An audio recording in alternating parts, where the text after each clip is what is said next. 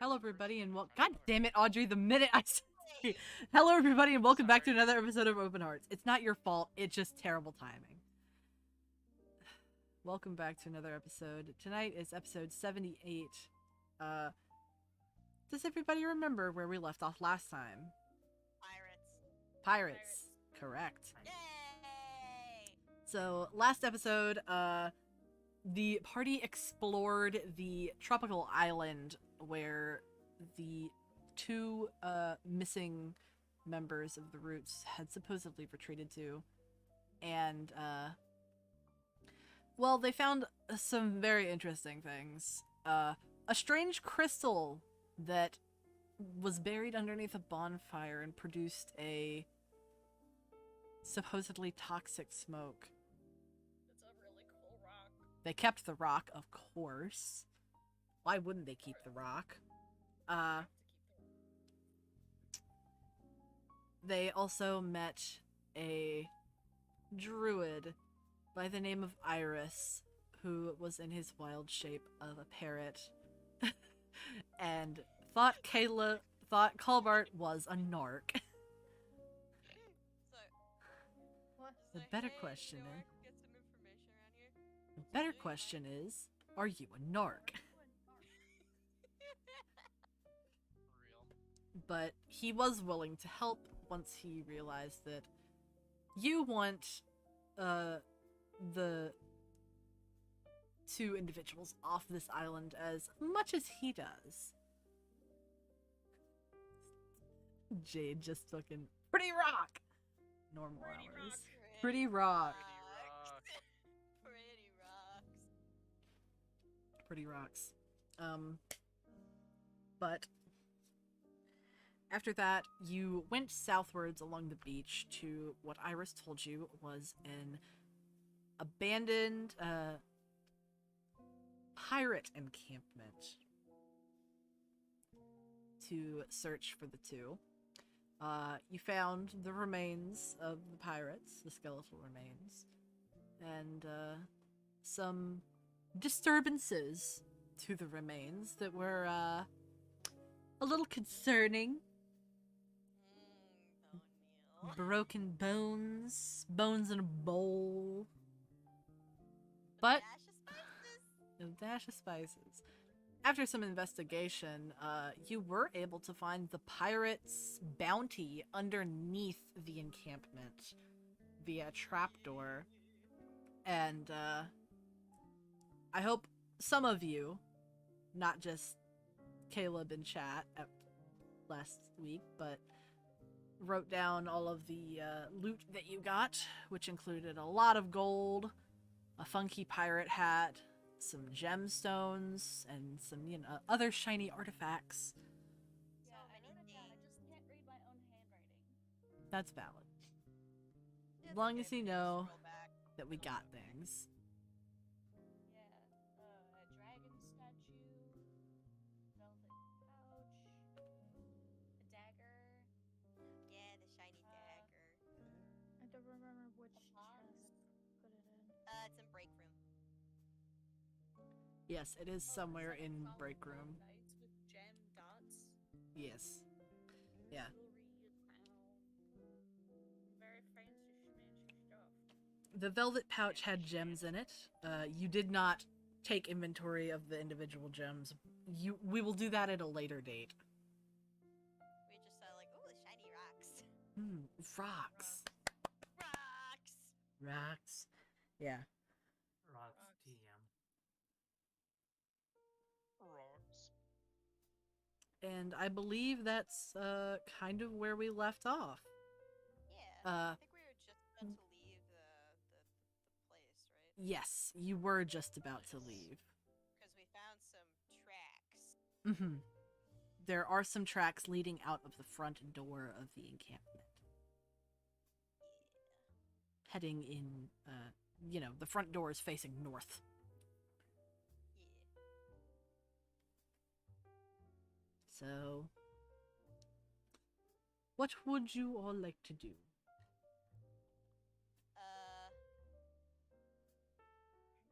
Kalina is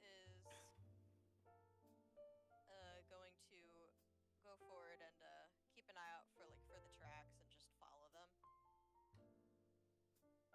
All right.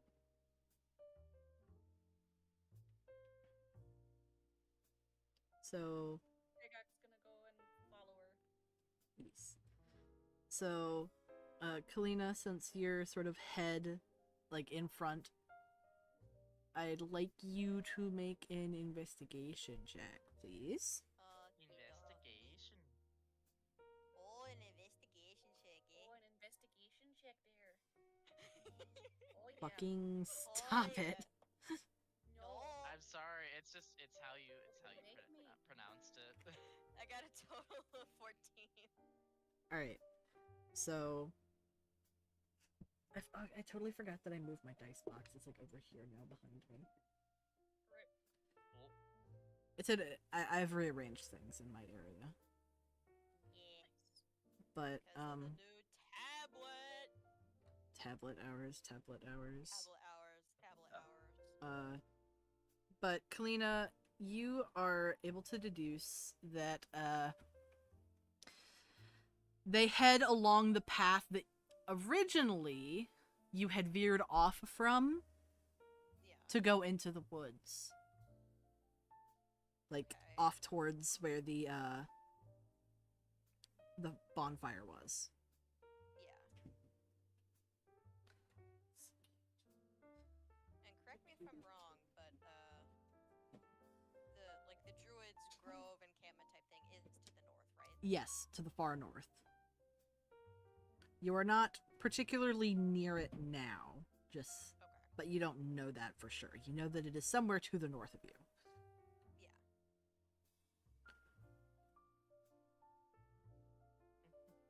Though you can guess it is kind of where there's a clearing that is on Azuli's map. Yeah. If you look Yeah, back at the map that I had sent previously. Yeah, sorry, what am I investigation check to? Did I miss it? My brain is a bit You scrambled said it right was now. 14. You said it was Yeah, a 14. Yeah, it was a 14. Mm-hmm. So, yeah, you are able to tell that these tracks lead.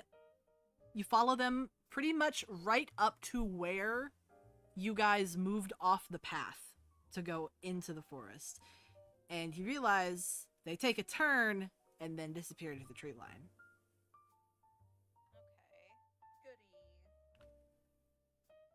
Okay. Goody. Are we able to tell, like, if any of the, like, the plants or anything around have been disturbed? I'm mostly seeing if they've been, like, dried out. They look a little bit drier than they were when you were last at this area. Well, looks like we're on the right path then. Yeah, Kalina, she sees, like, you know, like the dried out like undergrowth and like plants and says, looks like they've been through recently. These weren't here the last time we passed through. We should keep moving.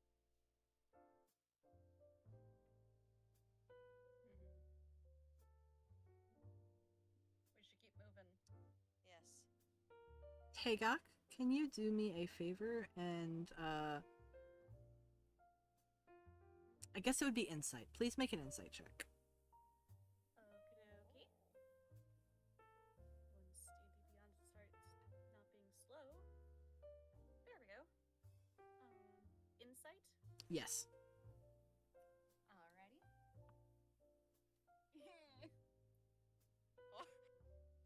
What was that? Total of 6. 6. All I mean, right. it could be worse. I rolled a 4.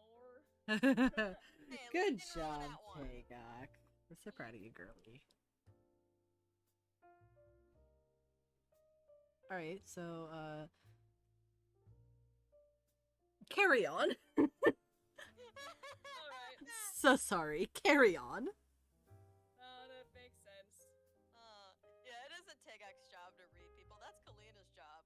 Yeah, Tagok she's, is just there to be the scary dog. yeah, she's here to hit things. Yeah. So if anybody else would like to like has any input Yada yada. Anastasius is just running along with both Kalina and Tagok Mm-hmm. with his hat on his head. He's so happy. Yeah. He's so happy with the hat. Yeah. Of course. It's in pristine That's a sick condition. hat. Yep.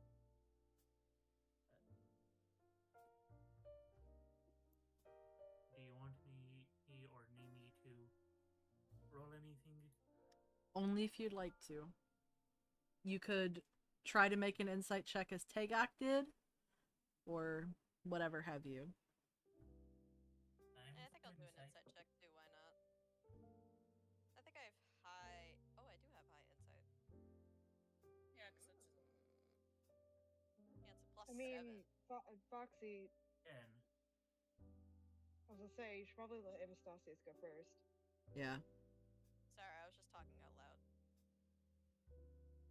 So Anastasius, go ahead and roll your insight.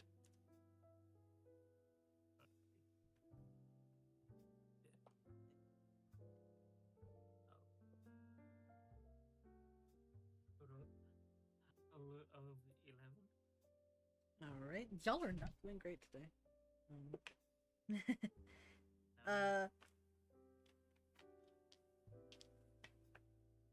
You get a weird sense of deja vu. Which is very accurate considering you guys, just walked this path. Yeah. Just like, Yeah, true. May I roll next? Yes, you may. Yay. And it was for insight, correct? Yes. Gotcha. There we go. Dirty 20.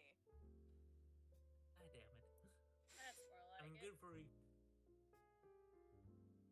Hey, what can I say? Wisdom proficiency, or is it? Yeah, wisdom proficiency. Yeah, I know words.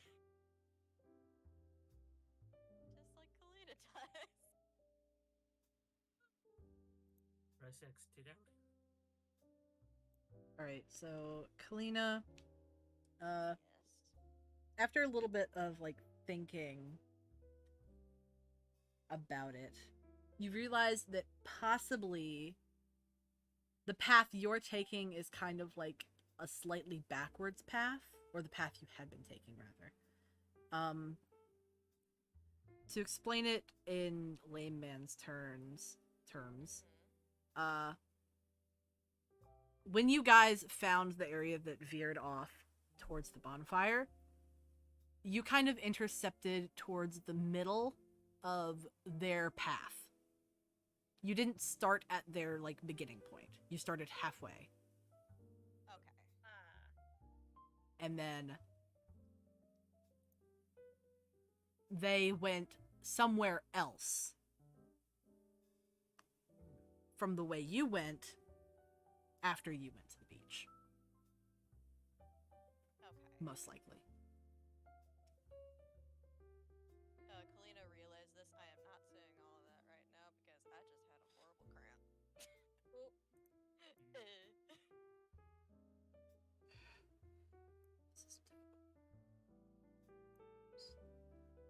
time I feel a cramp, I'm just imagining the Undertale hit noise.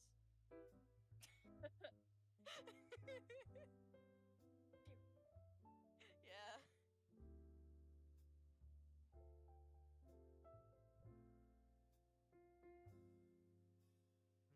So, what are you going to do with this information? Are we talking to me or? Yeah, I mean, are you going to say anything to the rest of the group, or? Yeah, I said I said that I'm gonna relay it, and I'm not gonna say it everything. I'm not gonna act the words out because again, cramp. Yeah. okay. I misinterpreted. It's okay. Yeah, Kalina does that. But, Sorry, no so- eloquent speech right now. Womp womp. Womp womp. So, yeah. What does the rest of the group do with this information? What?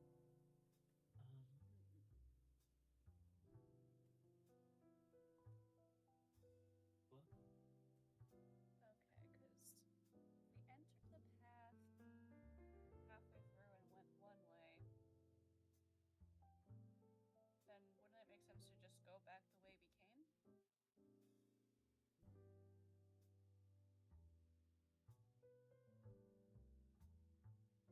I don't know. Um, Figure it out. give us directions. Figure it out. I can't do everything. I am posing question not in character to the party. Is that how maps work? Because I don't know directions. You would have to figure out the direction of the tracks themselves to figure out if you're going in the right direction. Therefore, make a survival check. Thank you, Finn. Thank you, Finn. Okay. Anybody like to make a survival check? I will after Takeoff I am is going done. to roll. It's a little better. Total of 9. Okay. Oh, buddy. Put your dice in jail. But I like this dice. It's pretty. Alright, so Tegak. You aren't able to deduce all that much, only cementing the fact, like, Kalina's hypothesis. And be like, yeah, I think they went, we kind of, like, came at a weird angle, now we're sort of backtracking. Yeah. Alright, can I go next? Yes, you may. Yep. Alright. I want to help Kalina to give her advantage. Alright, Hey, thank you. Kalina, roll with advantage. Awesome. First roll. That is a total of 13. And then that one's a total of 14. Alright. So not bad. It's better than a 9. So, Kalina, Yes.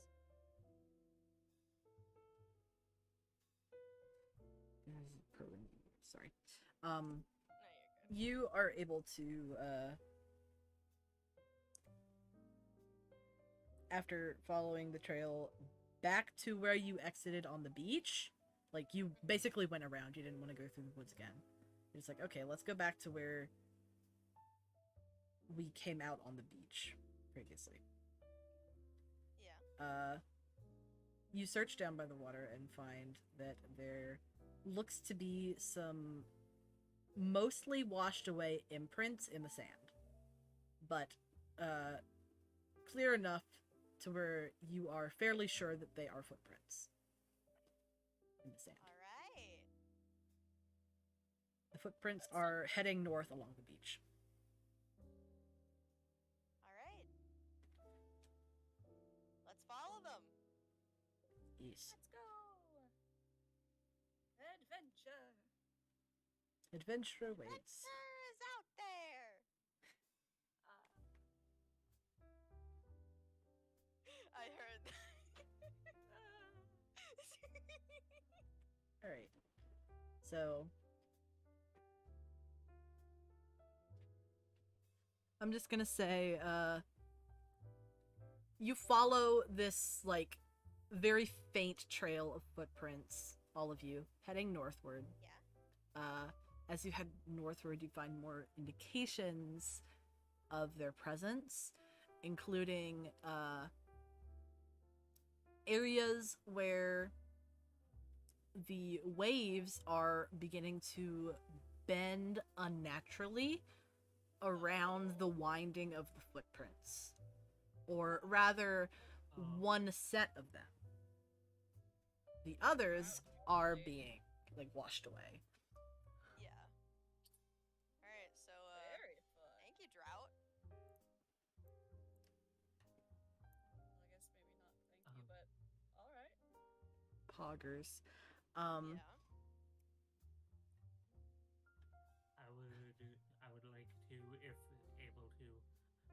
just broadcast to the entirety of the party, like oceanic style show tunes.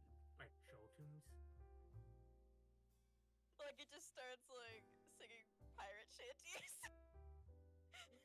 But not just pirate shanties, just like general sea music. Of course, he's wearing the hat and it's just he's Man's along the beach. broadcasting. He's a squid. He is in his Listen. zone. He's having a great time. Hot girl summer. Listen, like I do this through the the brain chat. You could, where like Spark just gets it through, and it just has it out of context. Bark, you hear music in your head. You get a reply, so you finally decide to speak again.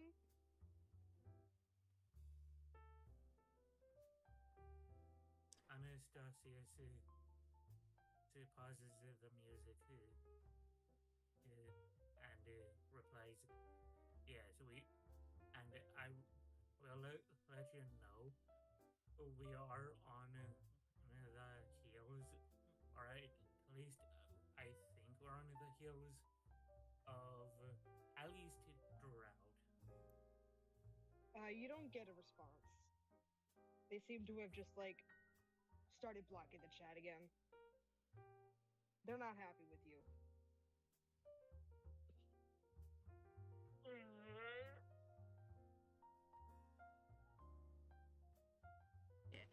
So I would like to say at this point, the sun is already starting to set. It is like early evening at this point. So the sun hangs rather low in the sky, and there's sort of an orange casting that is over the land right now. Camouflage. Camouflage? Did you say camouflage? Camouflage. Maybe. That's good. That's good.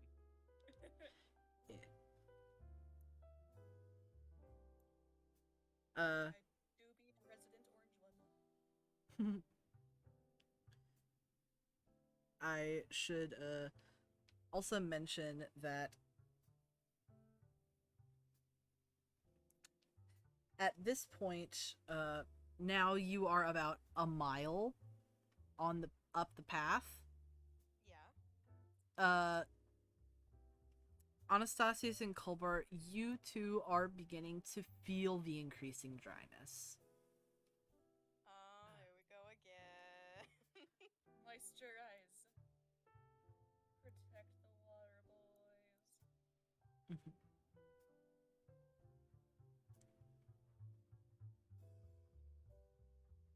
Eventually, you guys find yourself, after a little bit,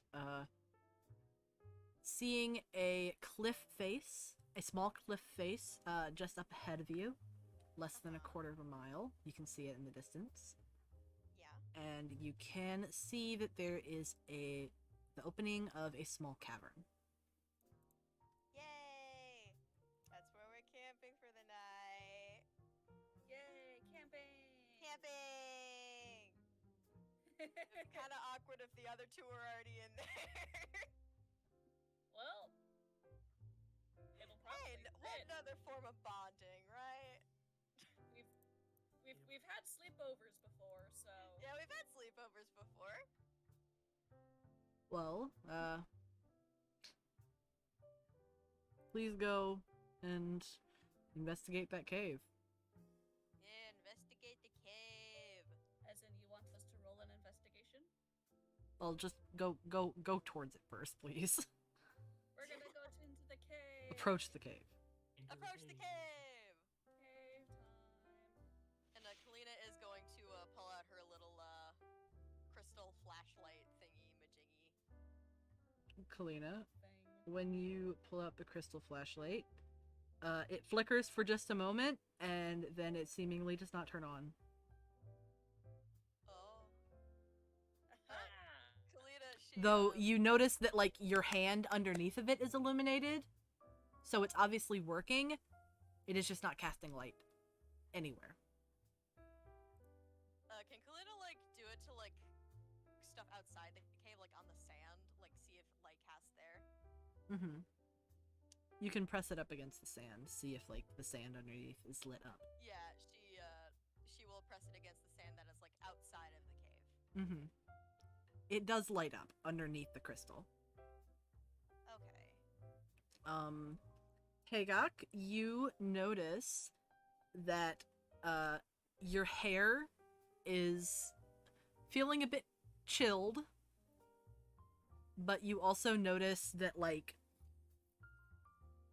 particles in the air, whenever they are, like, touching up against you, they seem to spark. As if, like, everything is very dry, and just even touching against your skin ignites it. The same is happening for Sarzoth and Azuli. Oh. What? Things that are touching your skin, like particles in the air, like dried bits of leaves and stuff, the minute they touch your skin, they ignite. Everything is so dry. Alright. They are definitely in that cave. Yeah. As you approach the cave, and the faint sounds of the ocean, you tune them out, you are able to hear the sounds of quiet conversation. And that is where I'm going to cut to Spark. Wait, super Hail quick, me, before you Jane. do, is Anastasius with Sarzoth? Yes, he is. Yes. Sarzoth looks over at Anastasius and goes, I don't have any water, but I have rubbing alcohol if you want me to splash some on you. Oh my no. He's gonna get so dry. It's wet. It's the best I got. He'll Well, just... he's trying. He can go jump in the ocean. He'll be okay. Yeah, we're in the ocean. But yeah. To Spark. Spark time, spark time, spark time. Spark time.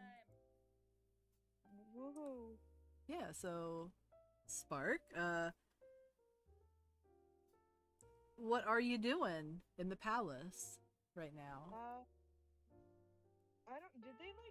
I guess at some point they just kind of like parted ways with Maggie and went Yeah. wandering again. Mm-hmm. But they're kind of like outwardly grumpy at this moment. Yeah. Yeah. Unfortunately for you, Spark, the brain group chat has gone, like, weirdly radio silent. It's almost as if, like, you know, something is interfering. You're hoping it's just interference and that they're not ignoring you. But, Yeah. of course, there's still that part of your mind that is, you know... At some point they kind of just like say to themselves that they're so fucking used to that kind of shit that it's surprising that they're so upset. Hmm. Oh. But eventually they kind of like go back to Kane's room and then not saying anything, they just kind of like face plant into the pillow pile again. Yeah. Kane is at his desk, doing his boring paperwork, and he looks over and he's like, bored already, I take it. They kind of make a grumbling noise and then go further into the pillow pile. Oh. Just retreat. Kane knows that he's not particularly a fun person to be around. He can be kind of boring. But like that it's they're trying to convey I don't want to talk about it, but it's also not you, Kane. Yeah. It's not you, it's something else.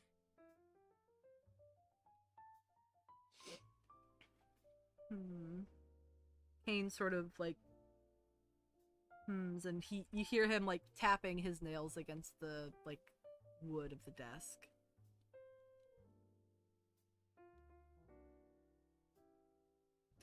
And he says, I have an idea, if you'd like. Their head emerges from the pillow pile. Yup. You just look at him. Hold on. I need to post a gif of what they fucking look like right now. Little Kibby. Yeah. Yeah. Big sopping wet eyes right now. Oh. Blink. Yeah. Oh. So, Standing shadow. oh, my You know, gremlin with those baby. big, sad, wet eyes. Ears pinned back. The Yeah. the child. The bappy. Yeah, so Kane says, there is a way that I might be able to send you to them. And then he, like, pulls up a little thing and he says, considering that it's nighttime up above right now. Oh? they get closer. They're like, huh? And Kane, like, turns around in his chair to face you and he's like, I can, send you to the surface, through a beam of moonlight, if you'd like. It only goes one way, though, so once you're there, I won't be able to bring you back to the palace. You'll have to travel with the rest of the group. Yeah. They say they think about it for a second and they go, well, I either meet up with the group or don't, I guess. So I'm send me sorry, up I'm one. bouncing. I've missed Spark. Yeah. So do I. Spark time. Like, where's Kane- the clown? Kane, pats your shoulder and says, don't worry, I'll send a message to them so that they know you're coming, so that they'll keep an eye out for you. They kind of snort when Ken says that. Says, I don't think they'll reply to you, buddy. They haven't been replying to me for like a while now. How odd. Kane then attempts to communicate with you, Kalina, via the mark. Yeah. You get a sort of like warbled staticky feeling in your head, Yeah. and then it passes. Kane sort of makes this disgruntled face, and he's like, oh, that's odd. I can't get through to her either. Spark kind of just like looks at him, and you see that they're like slightly relieved that it's not them going out of their way to just ignore them. Oh.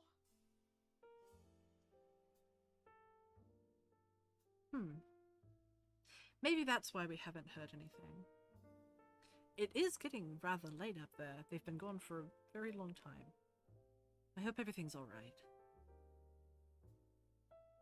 And then Kane, he turns around and rifles through his desk for something real quick.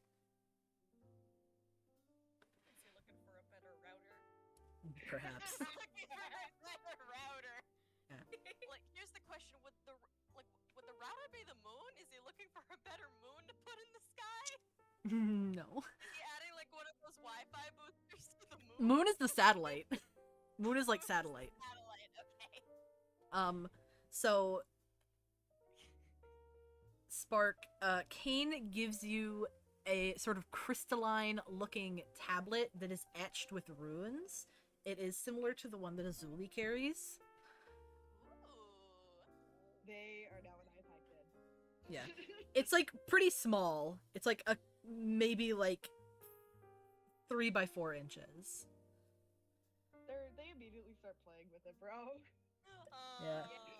It makes like fun little ting, bing, boom sounds when you touch it. They kind of laugh and then start doing it more. Yeah. He sort of like quickly teaches you how to like access like a map, your cardinal directions, and then he does a thing where you, like, it's this sort of broad, hazy map, and then you see, like, little pings on the map. And then he says, these are other members of my army who have these tablets, and there's only a few select people that I trust with these, and one of them is Azuli, and she has hers. So I'm just going to... And then he, like, does a little thing, and then it focuses on one little blip. And he says, there. So that should make it easier to find wherever Azuli is, and... I mean, I would hope that Azuli's still with the rest of the group. I'd be very upset if she wasn't. I'll be sure to let her know if otherwise. Right. And then he gives you a hug, and he says, please stay safe. I don't think my brother would ever forgive me if I got one of his kids hurt. First thing that would have to happen is he figured out that I was alive in the first place. And then they're gonna drop it. They don't say anything else. He makes a face like, come on now, I would still feel terrible. And then he does a little thing. A little magical thing, and then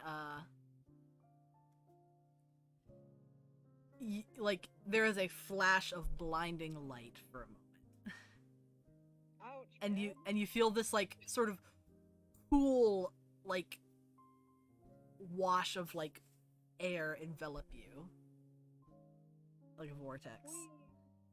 I'm getting teleported. So, with the rest of the party, you guys are, like, kind of creeping closer to the cave entrance, trying to, like, listen in, see if you can make out any conversation. When you notice that a beam of moonlight crests over, like, the top of the cliff face and shines down like a spotlight onto the sand about 30 feet behind you on the beach. Beam me up, Scotty. Beam me up, Scotty! Beam me up, Scotty. Beam me up, Scotty! Okay, so yeah, you see the beam of moonlight touch down against the sand, and then you see a figure materialize from it, and they very gently float down to touch the sand. As the beam of moonlight dissipates, you realize that it's Spark! Spark, you materialize on the surface, and you find yourself on a beautiful white sand beach in the night, and you look over to see the rest of the party sort of, like, sneakily crouched up against a cliff face. And they're currently just staring at you. Oh, damn. I thought that they were gonna still be facing the other direction. They're were like, gonna walk up and be they're like- just like looking in shock. Like, huh? Yeah. Huh? They gotta just wave and go, Uncle sent me. Kalina, once she sees Spark, she, like, you can see her face just, like, light up. Cause the last time she saw them, like, they fainted. They passed They are out. out cold. So, like, her face just, like, lights up, and she rushes over. Spock! You're okay! How are you feeling? We haven't heard you speak for a while. They kind of just shrug and say that they're fine, and said that they've been trying to reach the group for a hot minute, and, like, communication would just cut off. So They also say that can also try to contact you. So that was what was that headache was. Normally he can reach me without an issue, especially at night. And well, it's a clear night. And she gestures Really? up at the moon. I Yeah. thought it was daytime, and then Spark looks up. Oh! They're clearly fucking with Kalina. But yeah, Kalina just laughs and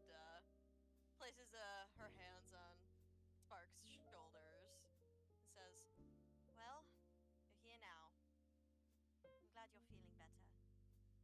Oh, and one more thing. I was going to send a picture of this to you, but of course communication has been on the fritz. And she gently sets down her bag and opens it to reveal the baby cave tarsier. Spark makes a noise that only dogs can hear. Oh, It's a little guy. Yeah. They are like they like crouch down to where the bag was, and it's just like, hello, it's a little fucking guy. Yeah, Kalina, she also kneels down and says, "We found him while traveling through the deep Brahma. Unfortunately, his mother had died. We found her. So, for now, he's staying with us. Well, rather me. Managed to feed him quite a bit of the berries that we found while trekking through the deep realm and the caves.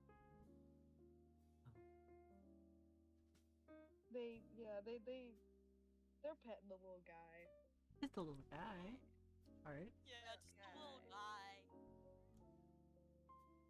How is the little guy doing, by the way? Little guy is eepy. Aww.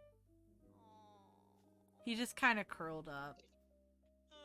You can tell that it's probably eaten some more berries, as it has like the juice staining its cheeks and little fingers. Aww. The missile is very easy. The missile is eepy. Yeah, Eepy with the full tummy. He's going to have a Me small too, sleeve. man. I also get EP.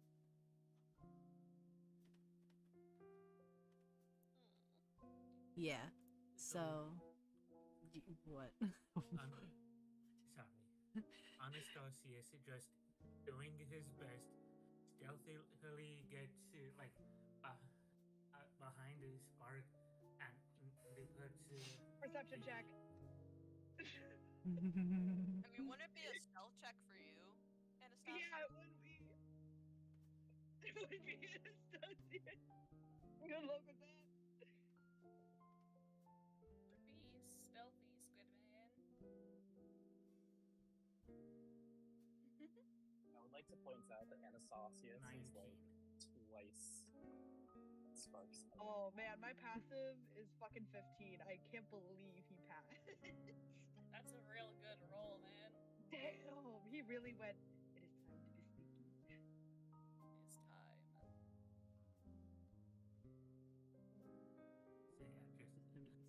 So yeah, just Anastasius sneakies behind the spark and puts on the pirate hat off of his head. Spark, you feel a hat go on your head. They kind of look up and go, "Oh, hat on top of a hat, based." Based. I forgot Spark wears that hat. They have two hats. They're not giving it back. They're not giving it back.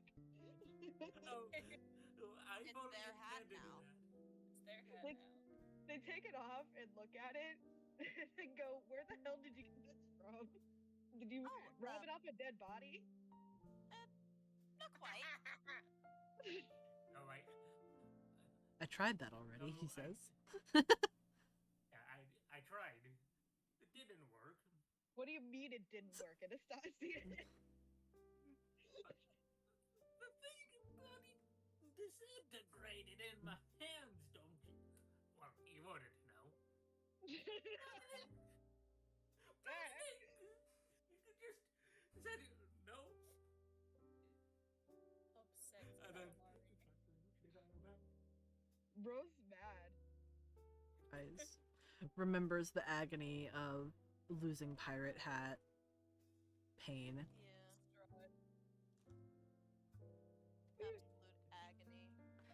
I would like to note, for everybody, that the sound of conversation from inside the cave has stopped. Uh-oh. You guys are making some noise, don't you know? Yeah. Kalina just got so excited to see Spark that she completely forgot about everything else because she's like, Spark, you're okay. Okay, in Spark's defense, they have no idea what the fuck's going on. Yeah, that's true. Yeah. Spark doesn't That know, makes sense. but y'all were just so excited to see Spark that, oh no, they kind know. of just point at the cave and go, "What were you guys doing?" Remembers. Kalina, you see that she has, like, you see just like her blink just once, and then she's just like, she completely lowers her voice. She's like, oh dear. Okay, Spock, you're going to want to be very quiet. We are quite That's not certain installed in Spark's being. Girl, I'm trying to talk, please. But, yeah, she says to Spark, you're going to want to be very, very quiet. We're very certain that Trout and Void are right in that cave. And I'm very afraid that they might have heard us talking. I just got so excited that you were alright, and I completely forgot. They kind of just make an "oh" face. Yeah, they were the one that figured out the puzzle.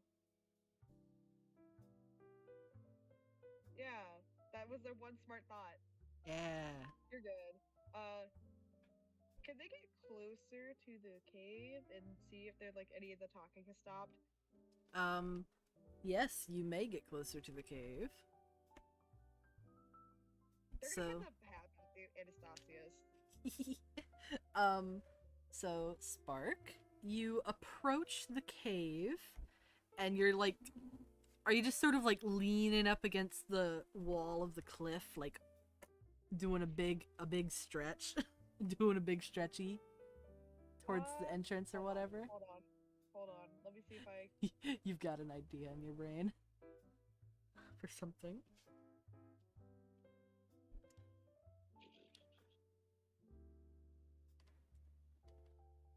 I can disguise myself. I'm just wondering if that's gonna be a good idea. You've already been heard.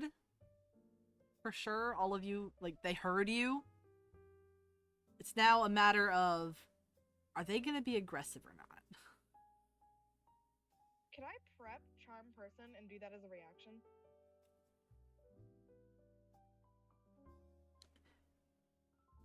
If they, like... I mean, good. Okay. I guess I'm gonna do that. So, I don't know how that works, like prepping an action. Is it one of those things where you just say it? I think it's just I say that and the DM can go yes or no. So, I'm gonna do that. Yeah. And they're gonna do a big ol' listen. For, So, like, anything. so, that would be a perception check for listen. Give me a listen. That Lin- is a Lin natural Beanie. 20, so a 25. Good Hey, yo! fucking job. Oh. So Spark, you are sort of leaning up against the wall, taking a listen towards the mouth of the cave, and what you can hear inside is multiple footsteps. One that sounds a lot smaller, and then you hear some heavier footsteps. They're soft, but it's obvious that it's like large footsteps. Oh. So That are it coming looks technically- a little louder towards you. They kind of they have the oh shit look at their face.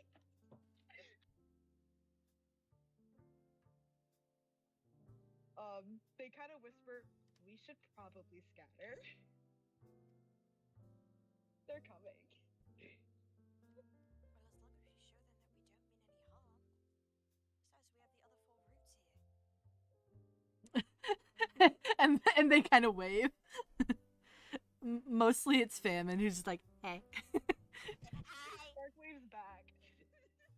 entirely forgets that they're probably in danger. Hi. Hi.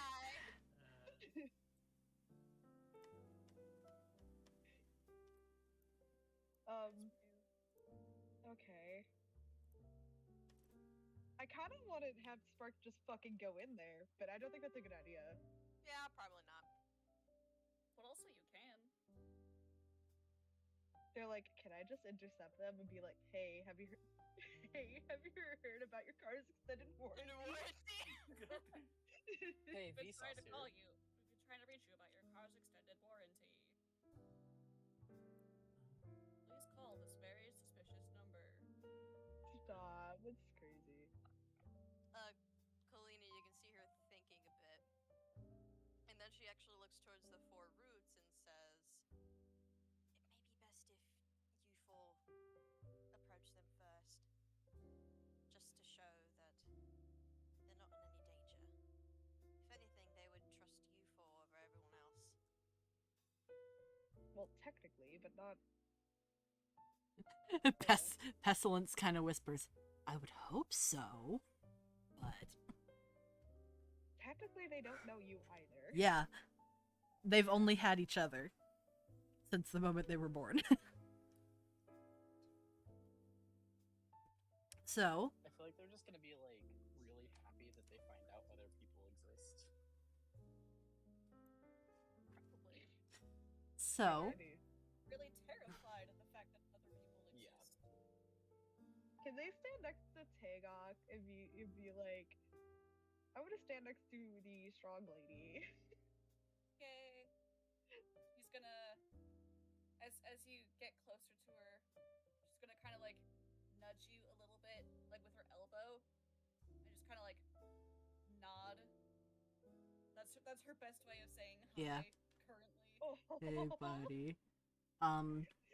So y'all are basically just standing a little bit back from the mouth of the cave, waiting for for them to come out, you know, non-threatening TM.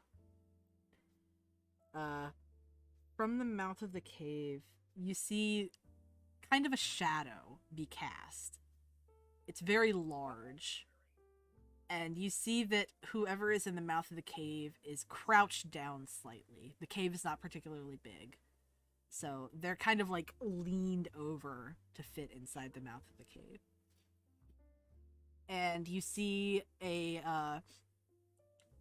large, thin hand put itself against the rock.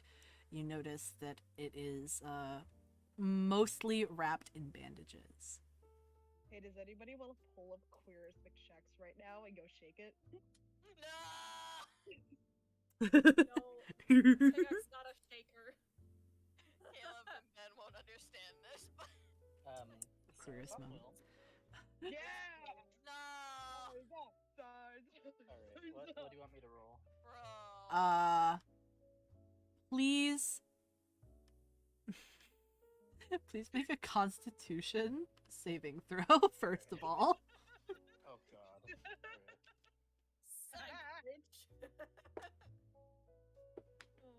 Hold on. D&D Beyond is wanting me to log in again.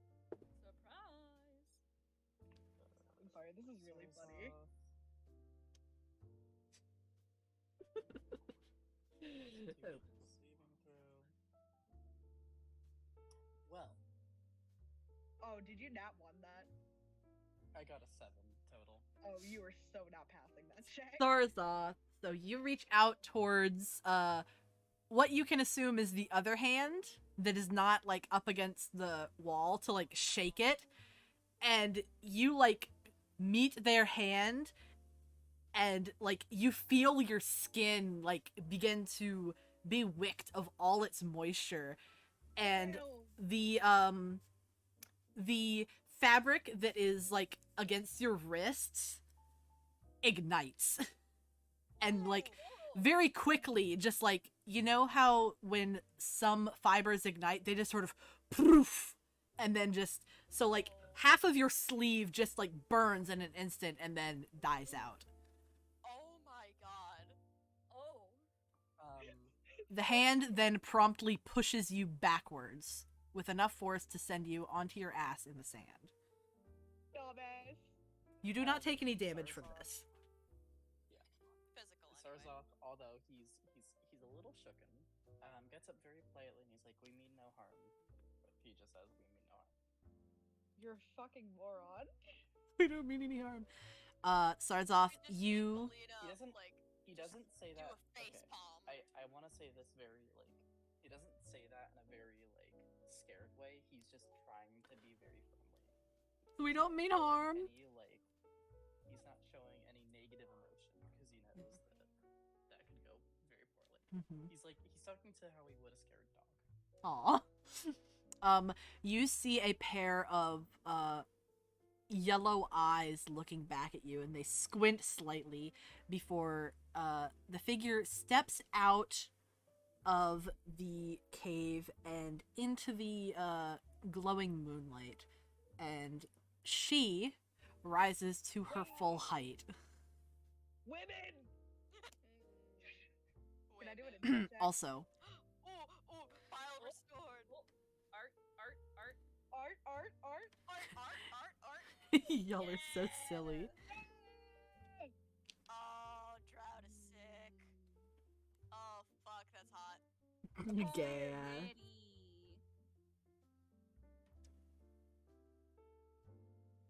You hear Sparko, hi, you're really pretty. Oh my god. She makes a slightly confused face. And They probably don't know like common language. Common. yeah, they do know common language. Okay. They just Dumbass. don't I mean, if interact with they've people. only known one other person. Yeah. Out from behind Drought, steps out a very small figure. They're only about 3'8", and they're all of the elements of them, like their hair and their clothes, sort of like float around as if they're in like a vacuum.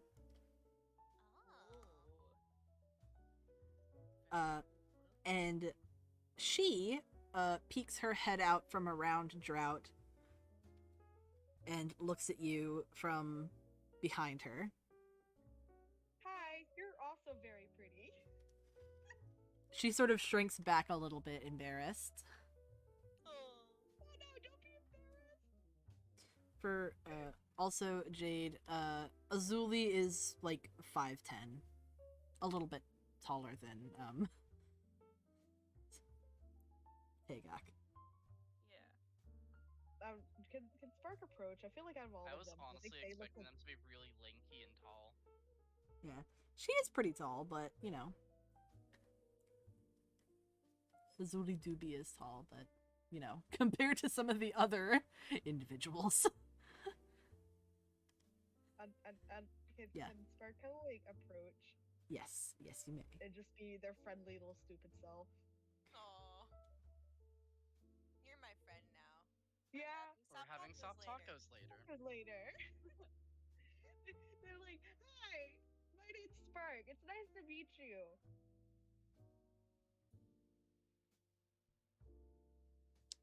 Drought kind of nods, and then they very slowly sign, I am the aspect known as Drought. Oh my god, they know sign language. Oh, Mhm. hell Can yeah. Spark sign back? Can they be like, hell yeah? They say that's very cool. In sign. Drought sort of like smiles a little bit, and you can see like the skin at the edge of their mouth sort of like crack a little bit as they smile.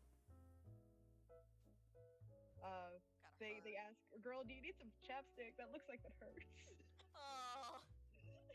She shakes her head and then says, it wouldn't help. Oh. Void then sort of like steps out more, seeing that, you know, Drought somewhat trusts you a little bit. Clown. This little clown, bitch. Little clown. The clown is winning. The clown. Highest charisma, baby. And Void steps out, and she's sort of like rocking on her toes, and you can see like her skirt sort of like swishing. And she says, "Hello." So the Spark just is grinning. They're like, new friends. You guys are my friends now. Void puts We're her having tacos later. Void puts her little hand out to shake. They shake it back. They do not do the shocking thing. They're not going to do that. Yeah. I feel like that would. I feel like the party was like, oh no. Yeah. Just like Like you can see, like fear and like, then the hint of relief. worry just cross Kalina's Fear. face, just like, They didn't do it. But she shakes your hand and says, "I am the aspect known as Void." You hear in the group brain group chat, you Spark shout, I fucking called it. 2 for 2, baby. please tell me it goes through. Yes, you're close enough that it does go through. Yay!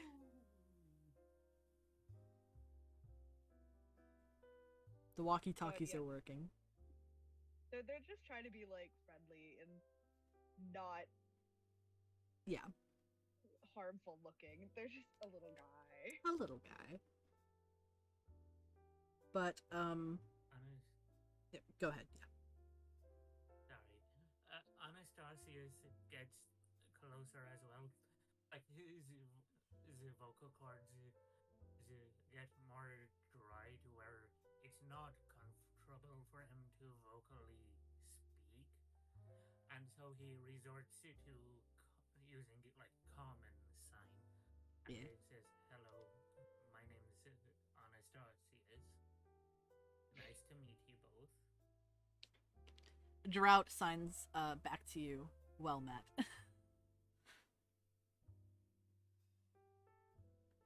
She's a very no-nonsense lady. Yeah. Tagok, I'm looking at you. Oh, I respectfully look Woman. at Tagok. Woman. a big What woman. happened? Big woman. Making fun of the fact that Tagok, lesbian awakening from Drought, big woman. Yeah. This may just be me projecting, but woman. When the woman is big. Holy shit, my video has 57 views. Woman. I'm Nice. proud of you. Just Yeah, Like, yeah, I feel- had My fucking god, these bitches gay. Good for them. Good for them. yes, yes, we I had think talk, that but if like Spark's just gonna be translator for the majority of this. If Kalina wants to start talking, because Spark still doesn't know what's Yeah. happening. They're like, okay, I mean, I think Kalina knows I'm some here. sign. Hold on. yeah. No. She knows basic, but she's not like fluent. Yeah. She's still working on it. Spark will gladly teach her later. Yeah. But yeah, Kalina, she like she's kind of still more in the back, but then like she smiles and waves. It's a pleasure to meet you both. And she slowly starts to like she approaches. Yeah. My name is Kalina. Drought just nods in like, acknowledgement. Yeah. So I just need to look at Drought's height again. 7'6". 7'6". 7'6". What Okay. did you draw Drought? Yes. It's posted in Where? art. Art. Okay. Art of Open Hearts. Ah. Okay. She's the mummy. Mommy? Sorry, mommy's sorry. God, I knew you fuckers were gonna do that. Specifically, you. Look, when woman, When woman. Woman. Isaiah would have the same reaction, but he went to bed. So Aww. Ah, sad. I'll make sure that he sees the art later, so he can also go, "Mommy, sorry." Sorry, the mommy. same type of Sorry, mommy. Sorry, mommy. Yeah, and then you slap him for saying that. That's the best part of it. Well, the thing is, we have the same type, so I really can't. 'Cause I'm Yeah. Yeah, awkward with but the same it's thing. funnier because then you get to gaslight him. Gaslight, Oh. gatekeep, girl boss. No. He's immune to gaslighting, actually. Is he just a little too silly? He's a little too silly. He stays silly. He's a little too silly. Yeah. He has a natural resistance. Can I, Yes. Yes. Sorry. No, you're good. It's okay. But yeah, Kalina, she continues. I suppose you two are wondering why we're all here.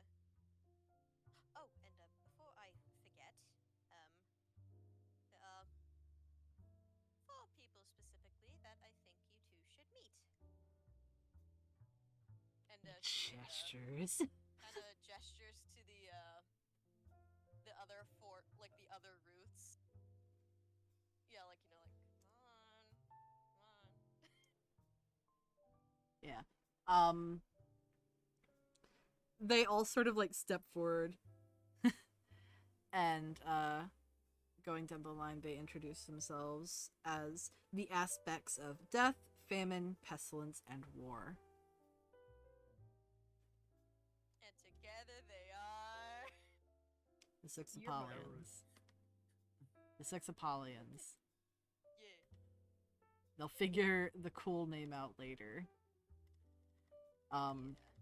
But They needed time to like convene and come up with a cool group name. yeah. So Drought and Void are like, oh. It's like slight surprise. And Void says, "Oh, so there are others like us."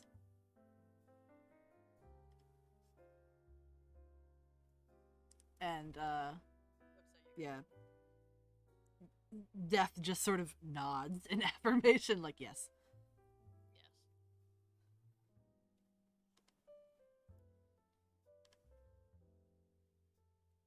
Yes. And you can see like a very slight smile, like, on Void's face. It's hard to make out their facial expression Yeah. because We so love Void. inky. So inky black. Inky. Yes. But, yeah. Yeah. The 4 are kind of a little awkward. They're just like, we don't know what to say. I mean, how are we It's like, gonna tell come on, them it that? was awkward the first time we met, when the 4 of us met. Can Spark pipe up and ask Drought to do the burning Sarzal's clothes again? Because we found it What? funny. Oh. Do the other sleeve. Do the other sleeve. Kalina, she's just like, Spock, no. Let's not mess up our poor boy. Sarzoth kind of like wipes the dust off his clothes and he goes, I don't know, it was a little funny. It was a little funny, but you know. It was very funny, actually.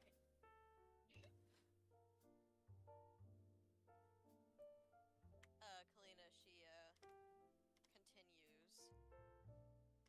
Well, as I said before, you two are most likely wondering why we're all here, and, well, frankly, why we've been searching for you. Yeah. Well, They nod. yeah. To put it in simple terms, we need your help. It's, well, to say it's very important is the least of it. And Kalina, like, in her brain, she's just like, oh, this is gonna take a while to explain. And that's also me thinking, oh, God, Yeah. this is gonna take a while to explain. Mm-hmm. Can Spark raise their hand and ask to explain? Yeah. Ooh, Kalina, like, call on she- me.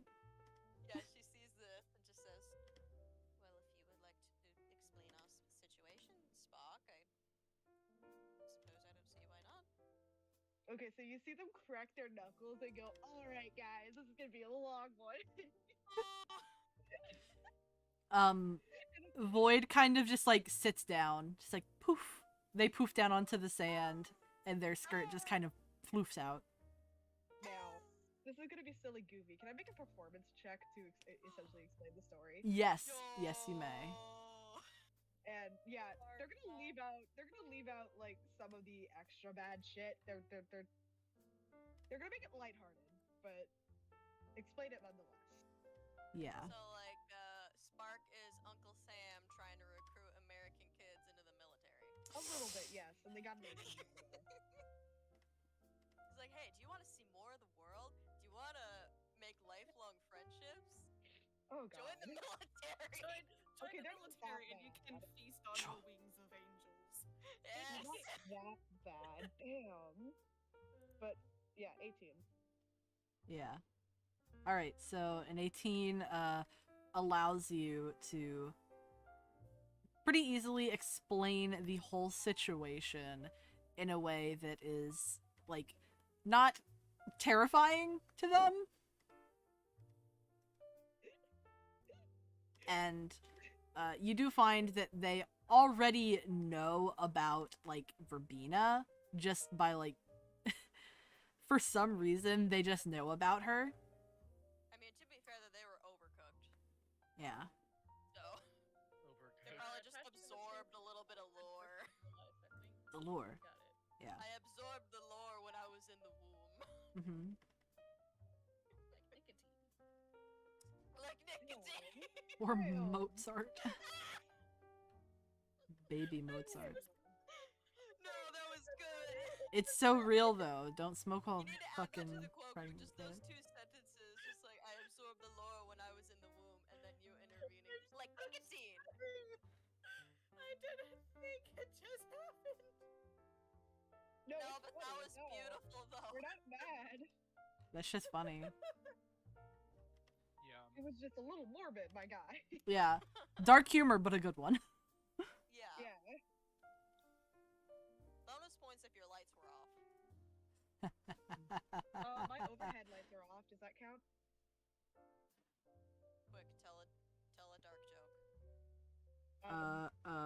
9/11. Why can't Alice go on the swing? Why? Because she has no arms. Good one.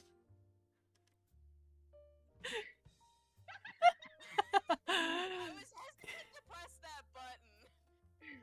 And here we are anyways. Open heart The entire point was that Sorry. it's supposed to be really fucking bad. Yeah. Alright, so you are able to explain what needs to happen. Like, that Verbena is dead, her essence was split up between the 6, and that the 6 parts of her need to be reunited for her to be resurrected, which is very important because the world is going to shit. Yeah. The world is going to shit, and it's going to shit itself. Yeah. And they are secretly hoping they do not ask for payment. Yeah. Yes. So, you also tell them that the other 4 have already, like, made the decision that, yes, they are going to, like, offer up, you know, their lives as sacrifice, basically. And that, you know, they haven't been alive very long, so, like, they don't know what they're doing with their lives anyways, so they're just like, okay. But, they realize, like, the importance of this, and they do say that they are willing to make the sacrifice. And then Spark says that once like everything's back to normal, they're going to fight for your asses to get back like alive, if that makes sense. Yeah. Like they're gonna make a full case for Verbena if it comes to it. Yeah. Present my evidence to the jury. TM. But, yeah. It seemed, you know, pretty easy overall. They haven't had a lot of interactions with people. So, they don't know if they are being manipulated or not. They're just trusting you inherently since, like, God, that's you... so sad. Yeah, they're trusting you inherently since you are with what they, like, recognize as, like, their siblings, and their siblings trust you, so they trust you. It is a little sad, but, like... It works out in their favor, but it's really fucking sad. Yeah. We live in a society.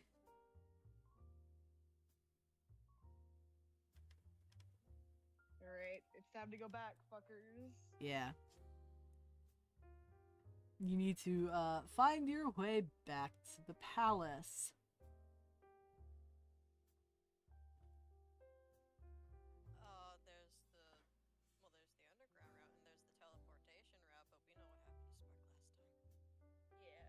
Before we go, They say Kobar's that they're- gonna fly off, get a fish for famine. They say that they're a big boy and can handle it. Yeah. Kalina, she does think for a minute and says, we should probably go find Iris and just tell him that our work is done. Not all of us, but just a few of us to just, inform him and then we can catch up with the others. War, sort of like, he gets up and he starts, like, chopping some branches, and he says, I'm gonna make a camp for the night. Oh, I thought he was gonna say, I'm gonna get his attention by chopping trees down. No. I mean, it might. Valid. Yeah. He just uses his sword. He has a big sword. And he uses his sword to, like, cleave branches off of some trees for firewood and stuff. Can Spark just like play tag with Void?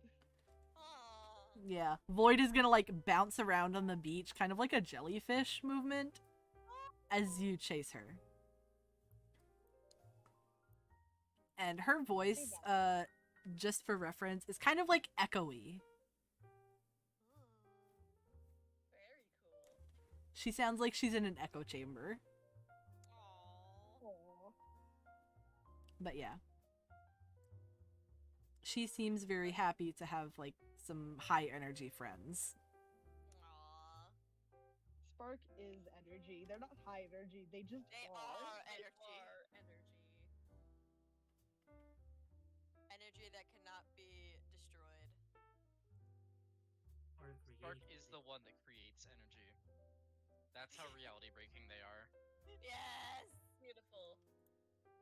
I mean, it is canon that they have like fucking reality broke just because it's funny. Yeah. They don't do so intentionally, it They just have really useful happens. powers. It Yeah. just happens. Cartoon logic.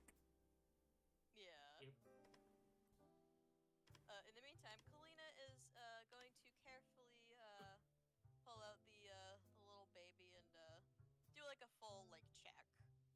Mm-hmm. Baby is doing okay. It's done with its nap right now, so it's like climbing around. And it's like climbing on your clothes and kind of like in your hair a little bit. And you can hear like little like tiny baby sound.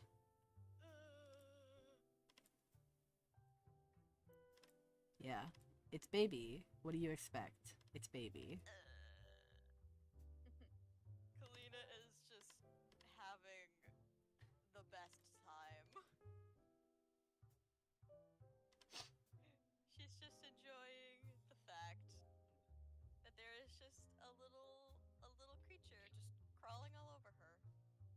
Yeah. It's just a little She's guy. happy that they're doing okay. I think after a while, Spark's gonna go over to Tagok and then just look at them. I know what you are. Gay. Oh, you are. And I it's can gay. perceive you.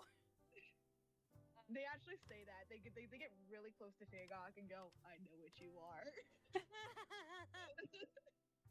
Tigak kind of like blinks and looks at you weirdly, and she's like,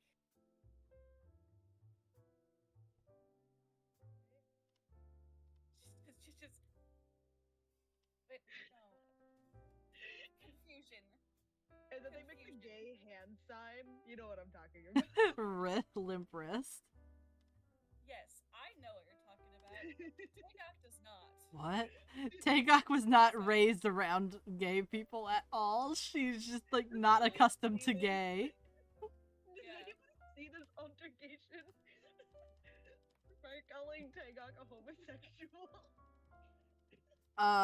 Freya, who is like eating a fucking coconut, just like So true. picks their head up out of the like coconut shell's like, what's that mean? Oh. It means gay. Tigak's just Freya. Tigak's just standing there, Oh, and she's just looking at yeah. the hand and at Finn. I'm sorry, and at Spark, and she's just like,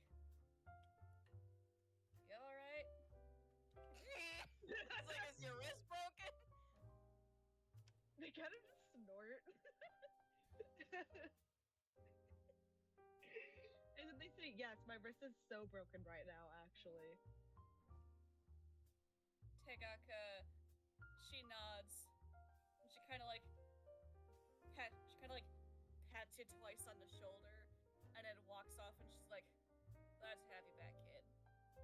Aww. Bless. Oh my god. Crying. Aha, accept my friendship, dumbass. Kalina, like, I she mean- sees this, and she just, like, They have the puts her sopping hand wet over her eyes chest. again. Oh, They Tagok have moment. They have them wide sopping wet eyes. Ooh. Cries. Anastasius is just laying in the ocean. So He needs to true. moisturize. He's floating like the fucking. Okay, hold on. I gotta. I have a perfect gift for this, guys. Don't worry. Don't worry. Don't worry. I gotta. I have it. I swear to God, I do. Gatorade. It's loading. It's loading. The GIF is loading. What's Sarzoth up to? He's making sandcastles. Aw. Hell yeah! Very good. Is this the gift that? Oh my god, it is. It just loaded. Oh my god. But you get left at the store. You get left at the store. You hear Spark say at some point, "This is really nice. It'd be a shame if something absolutely batshit happens in the next 20 minutes." Clement just looks up from like doing something. He's like, "Don't fucking manifest it." He just looks very offended. Just like, "Don't manifest it." They just kind of go, "I am manifesting. I am manifesting." Stop it. And he like They are manifesting. he throws something at you. Throw something at who? That's Spark. She's like, "Stop manifesting." You hear like a dong sound as they like. fall back. Boom. Incredible. What does Anastasius do? Oh, so that's who the bell tolls for. Anastasius was gonna do the whole smacking the Spark up the head for manifesting horrible things to happen.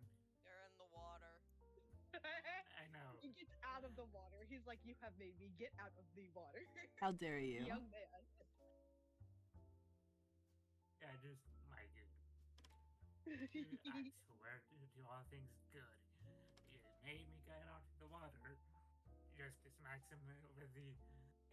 I like to get to the G. He like. He Friend. smack. But I like. He's not actually. But even still. Yeah. They're just they're being goofy. The joy has returned. Yay! Yeah.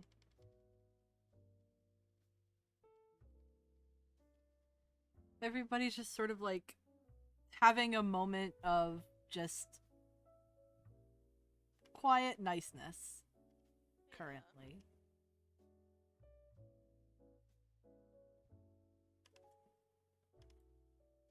Also, Finn, So Tagok just that kind of fucking what's that up? picture by you the put, fire. Shadow of the Earth Stepping Tree in on. main chat. Very, Yeah. very good. Yes, thank you. Appreciate. I'm like, With just like, yeah, cheese. With cheese, Mr. Squidward. With cheese. By any chance, do I see anything interesting while I'm out fishing? You see some really cool tropical fish and coral. It's like, you know, yeah. a very lush, nice island that like has a barrier reef around it. Oh, that's cool.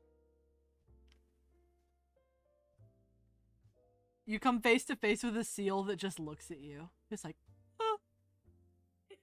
Just like the big wet eyes staring at you. Water Big wet puppy. eyes contest. Big wet eyes contest. Prolonged Big. eye contact. Prolonged eye contact.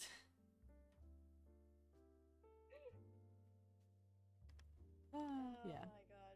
But Yeah. I'm getting a shit ton of fish for famine then. How Anyone many else that wants fish a does fish? little bird boy carry? Well, I'm a big boy and I'm an osprey, so what?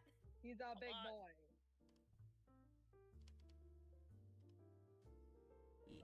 So true, Jade. You're also hunting for the rest of the group because everybody's a little hungry, but feast for famine. I'm Famine. pretty sure I have a thing in my whatever the fuck it's called, for like background that allows me to fish for my friends. Yes, Yeah, you don't do. Harvest the water. You gain advantage on ability checks made using fish tackle. If you have access to a body of water to stay in your life, you can maintain a modern lifestyle while working as a fisher. You can catch enough food for that I can feed up to 10 people each day. Yeah. Fuck yeah. Hell yeah. Spark asked if you guys found anything cool while exploring. Kalina, she actually, her eyes, like, light up a bit. Yes, that does remind me of something. And, she, is fishing around in her bag. And, she actually pulls out the dark crystal and, looks at Drought and Void. And says, do either of you recognize this? Void kind of like jumps behind Drought and makes like a little eep sound. Like a scared sound. Oh. And Drought kind of like reels back a little bit and she makes like a face of slight horror and disgust.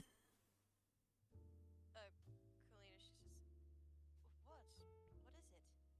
And she, like, looks at the crystal back at them and says, we had found it earlier when we were trying to look for you two. It was in a crater type thing? Yes, we thought Around it. we had destroyed it. Oh? Not the cool rock. Can Oh, Spark like walk over and then like poke it? Yeah. Okay. Spark, I mean, it should be nice and cool now. yeah. It's not No, hot or I anything. hope so, because Kalina, you were holding it. Her hands are a bit scarred from when she was holding that baby siren.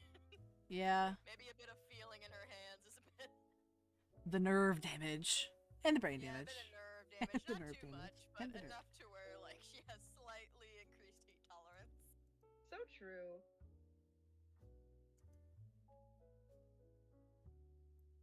But yeah, they poke it. I'm not gonna even attempt to correct the word that I just typed wrong. What the fuck?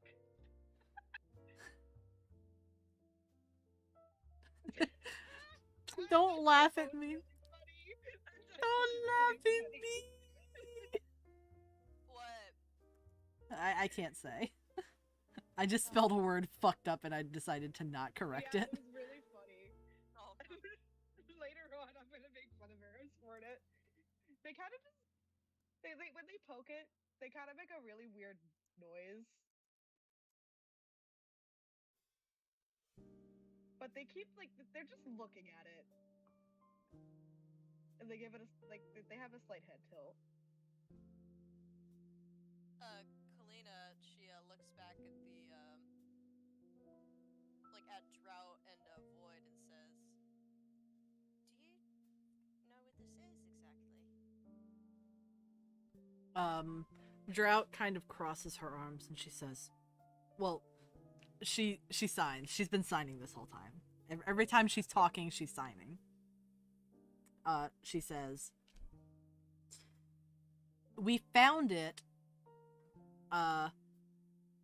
when we emerged, and we carried it with us because we didn't know what it was. The longer we carried it, the more weird things started happening. Kalina, she signs back. What do you mean by weird? Uncontrollable explosions of our energies. So that is why there are certain patches where their energy has like sort of like manifested way stronger. Yeah. It's just like random surges that they can't control. Oh. Spark frowns at that, and then kind of just like rubs their arms, like their hands against their arms. Kalina, she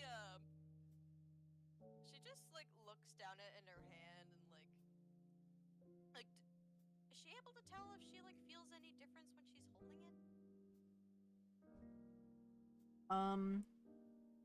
Please make an Arcana check. Okay, Arcana. That Very should be. fun. That should be. Yeah, I have a +10 on that. Okay. Oh, That one. Total of 27. Let's fucking Oh go. fuck yeah, let's go.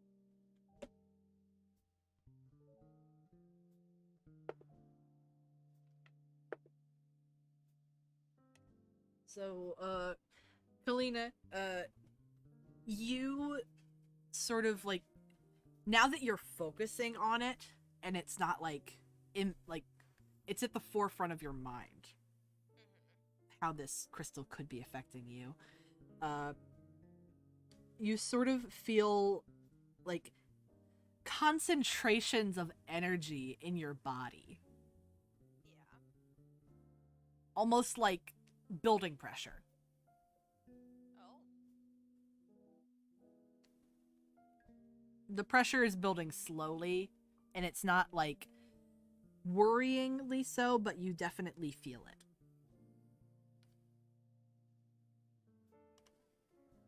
They gotta lock that up in the LUN box.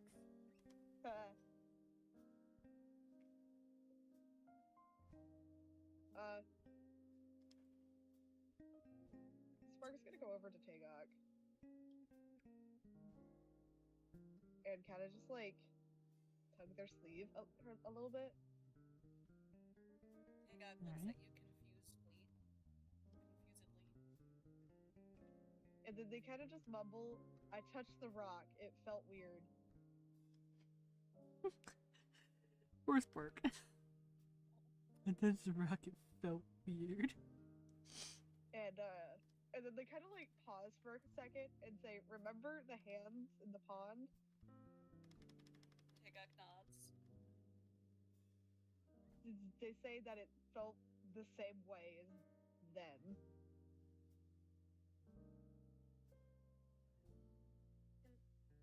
Okay, my mic is being really stupid. I don't know why it's like not only getting half of my words. Yeah. Okay.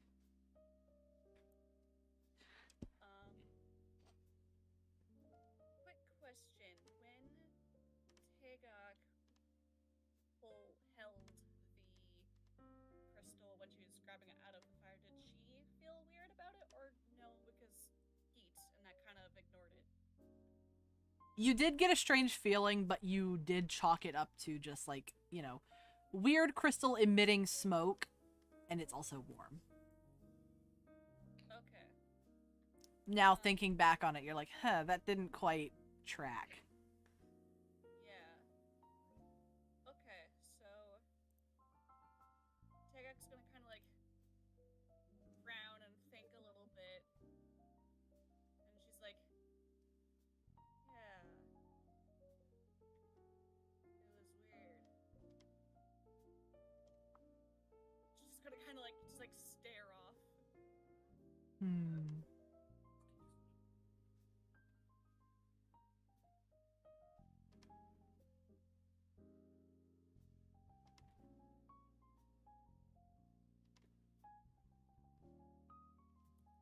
Shit be weird, yo.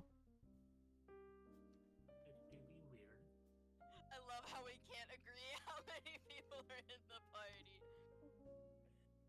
Oh my god.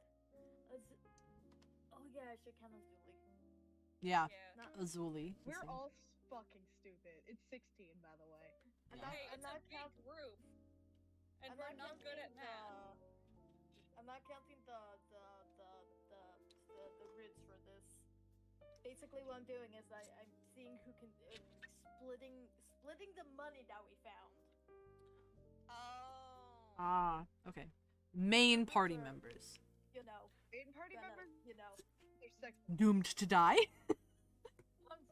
Yeah. Yeah. Main party members, not the roots. Yeah, so, Sorry. And then the 6 of us, then, Clement and the boys. yeah, then Clement, Clement and the boys. And Freya. and Freya. And Freya. Freya, duh. Okay. Freya's Yeah, here so it too. would be 10. 10. Yeah.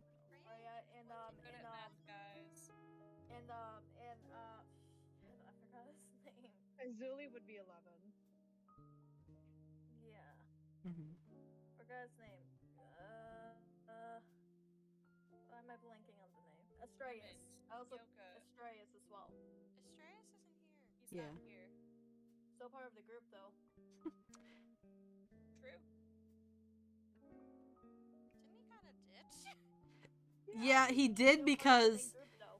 he kind of like, he went back to the manor because, well, Cain and Abelet. Yeah. Yeah. Like if I'm gonna split it with Spark, I'm gonna split it with Astraeus. Don't you mean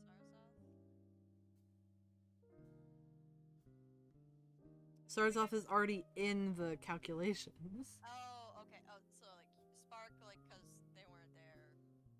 Yeah. 11 total. Even though That's the number. Astraeus is not here, he's part of like the overarching main party Yeah. as an extension of Sarzov, so. Yeah. Like the man's gonna need some money now. Yeah. Yeah, he has a body now, so kind of has Yeah. to take care of it and deal with that. Okay, so 11. Yeah. I imagine that like Culbart is just like trying to do calculations. And he's like, alright. He's like sitting near the campfire. Oh my god. Okay. Yeah. But yeah, letting you know Spark is very visibly uncomfortable. Hmm. Yeah. Tigak's gonna she's gonna stand up and like head over to Kalina and just like casually hold out her hand and like ask if she can look at it. Sure. All right. And she hands it to Tagok. All right. I have the crystal and I want to take a look at it. Yeah. So, Tagok, immediately when your fingers like touch the crystal, you feel like your latent power sort of welling in your fingertips. Okay,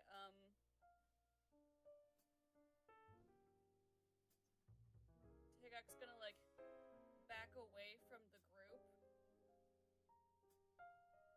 and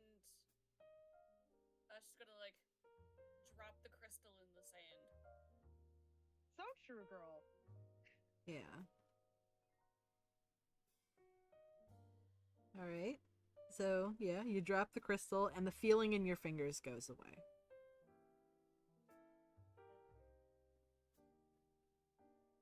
She kind of looks at it and at the rest of the group and she just goes, "No one touch it." Well, we need to figure out a way to keep it contained. We can't let anyone else grab it.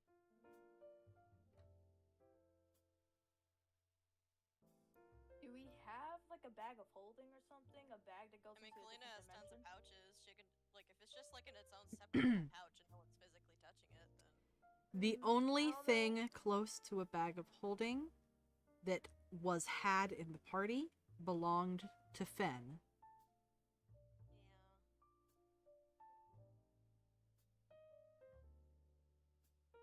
See, my brain's like, we can chuck it in the ocean. no, don't chuck it in the ocean. What if a fish eats it? Spark asked Explode a for What fish. are the likelihood it's a magic fish? Okay. Yeah, Spark's gonna ask for a bag A bag? from Kalina. Yeah, Kalina, she pulls out like a decent sized pouch, like enough to, like, you know, hold that crystal. Elvis doesn't And have they a are going magical to put ability. the crystal in the bag. If we just carry it around in a little bag, it'll be fine.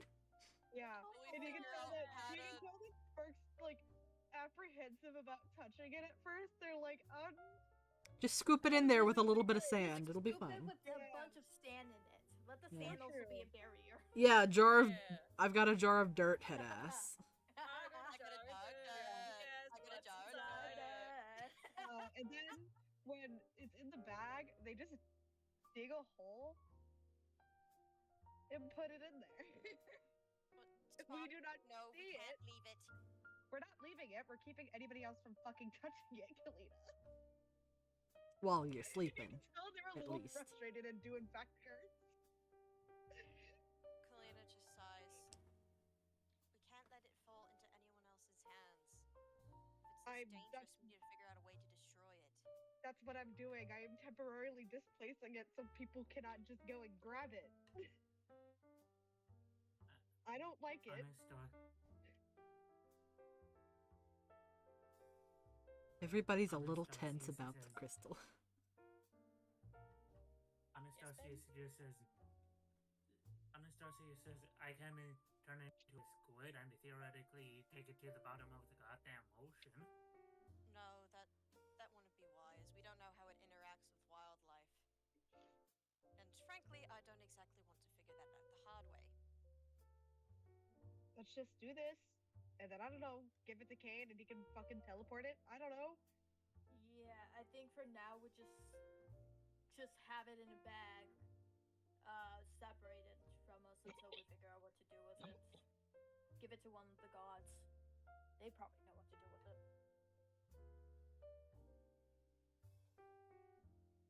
And then once it's like buried, Spark just like stands up and goes, "Okay, I'm going to bed." And then I'm gonna bury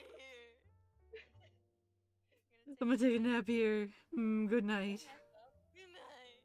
Good night. Tiguk kind of stands there for a little bit. She's like, wait, where'd you find it? And she asks that to Drought and Void. Void sort of peeks around. She was still hiding behind Drought. And she says, I found it just outside of my cocoon when I awoke in the deep realm. Oh? It was nestled in the ground and I tripped over it. So I picked it up. I thought it was pretty. I think that was a mistake. If it makes you feel any better, when I first saw it, I thought it was very pretty too, and I wanted to grab it. She sort of like smiles a little bit and you see her hair kind of like raise up a little bit, He was like an "Okay, expression. So it's not just me. She's like, I feel much better. It's not just me being a bit stupid. Yeah, but Tiguk's kind of thinking. She's like, well, if you found it by the tree, why don't we just ask Rubina? Mom! Mom! What the fuck is this? Mom, I found something under your bed. It looks weird. Mom, there's a weird cat outside. Ma, it's a weird fucking stray cat outside. Looks like grandma to fucking thing. I have done the maths. Alright. It's everybody gets 323. Damn! Nice. Damn! And we have Damn. 3 extra pieces. Pog. Emergency I don't fund. know who those 3 extra pieces are gonna go to, but we have 3. Maybe we can make like a joint bank account. There are some, there is Peoples. There's Kristoff. There's Farron. Oh yeah, sure, Kristoff. There's your boyfriend, Jade. How does it feel, Jade? You are the boyfriend?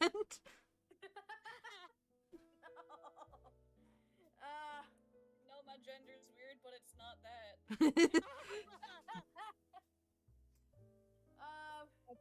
Well, now you know. I think I've heard. Now you know. I don't know. It's just 3 pieces. Yeah. You could just be like, hey, Baraka, have some. We're sorry. Sorry for everything, Shoddy. Sorry, we did all of this. Oh god. Yeah. I'll just set aside the 3 pieces and then we can make a joint account later. Yeah. Yes, I don't know. Maybe Figure it out maybe if we pitch in just a little bit more, we could give it to the staff at the Mhm. convention. Yeah. Yeah. You guys can start making a savings account. What? Yeah, What and they the can get. fuck? I bet Eros would have so much fun trying to figure out how to calculate that. Finances. Don't That'll make be up him to the cry. players. Y'all will have more in your. What did we add to our inventories, Caleb? 323. 323. Okay, just a 3 extra pieces. Y'all are gonna have more in your fictional savings account than I have ever had. Me too, though. Yeah, if it came from the tree, why don't we just ask the creator of the tree? That's true. We She's could kind do of dead that. at the moment. Mm-hmm. Bunch is alive again. Not yet. Yeah. So we'll Said just once. That's gonna Oh, take a Oh, I while. thought you said but. I thought you said but she's alive again. That's what it sounded like over my end. when we get that whole situation figured out, and reunite her with her children and her family, and she's calmed down a bit, we can be like, hey, girl, what the fuck is this? Problem solved. Yeah. Why the fuck do I have criminal contact? criminal. You have a life we don't know about, man?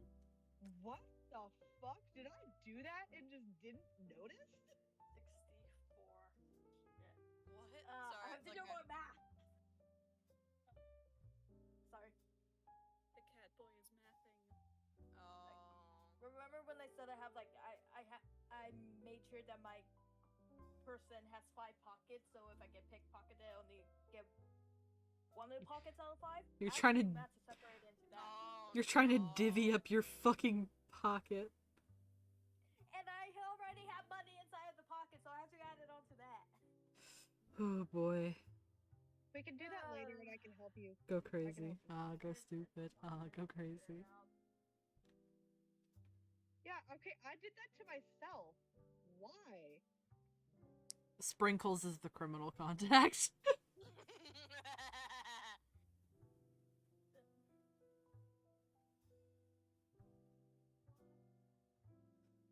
But yeah. I'm assuming that all of you are sort of settling down for the evening, getting ready to go to sleep. Yeah. Yeah. Yep, Anastasius is in the river / what the fuck ever it's He's just called. gonna sleep in there. Yeah. We tie a rope to Anastasius so he can sleep in the surf. Oh. True. Yeah.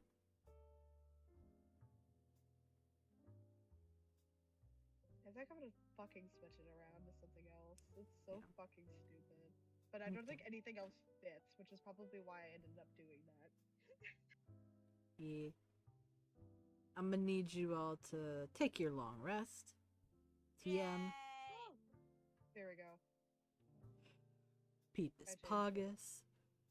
Long rest. Let's go. All my bardic inspiration's back. Yay. Alright, so you guys wake up pretty early in the morning.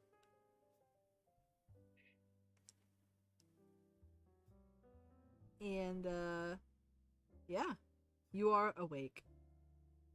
We are awake.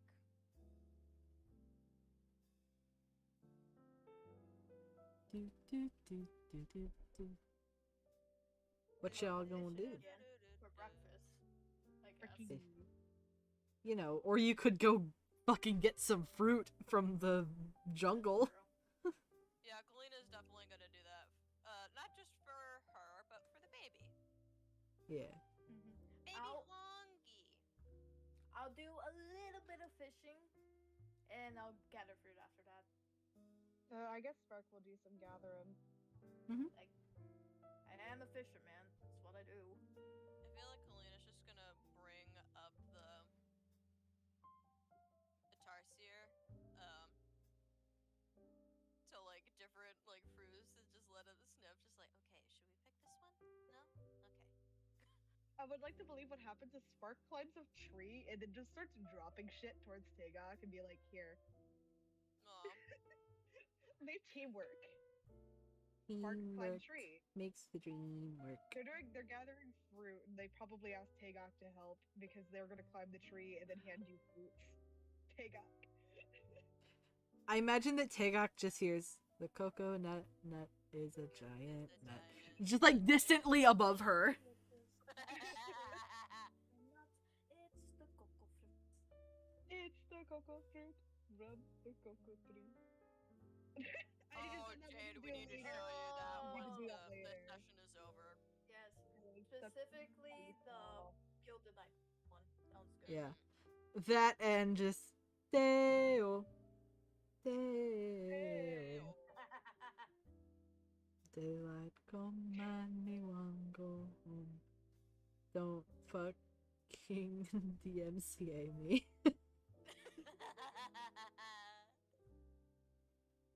Yeah. So y'all you know, hunter-gatherer head ass, get y'all selves some good stuff to have for breakfast. And, you know, everybody reunites on the beach to have your Your lovely little morning. Why am I just imagining Kalina like set up like almost like a little like shade thing for the tarsier, like because it's Yeah. so bright out. Mm-hmm. I mean, she probably did like a little you know, a little shade thing, just some Yeah, like a sticks little and tent. palm fronds. Yeah. It's just sitting there with the baby, just feeding the baby. She is mother. He's my baby. My baby, my baby. You're my baby, say it to me. I'm just imagining like the tarsier like putting like some fruit in its mouth and just immediately spitting back out because I think it's yucky. Yeah. Oh. Yeah. Oh. Hey, Colbert, when you come back, you see Spark get ready to throw a fucking coconut at you. Oh no! Roll dexterity saving throw. Yeah, go ahead. Roll dexterity saving throw. Should I roll to hit? Ooh, yeah. Sure. Yeah, roll to hit against his armor class. Yeah. Would that be Armor class, or do I do a dex saving throw? I guess just armor class. I'm So, gonna do an unarmed strike. That's what I'm gonna try. coconut. Alright. That's a nat 1. I got a 7. Oh. Yeah. 13 armor class. You said it was a nat 1? Yeah. Okay, in that case, what I'm gonna do, use my wind magic and throw it back at you. I don't want to hit though. And then you just hear a dong. I imagine that Colbart just like kind of like sees it coming and then fucking kicks it like a soccer ball. Yeah. Yeah, baby.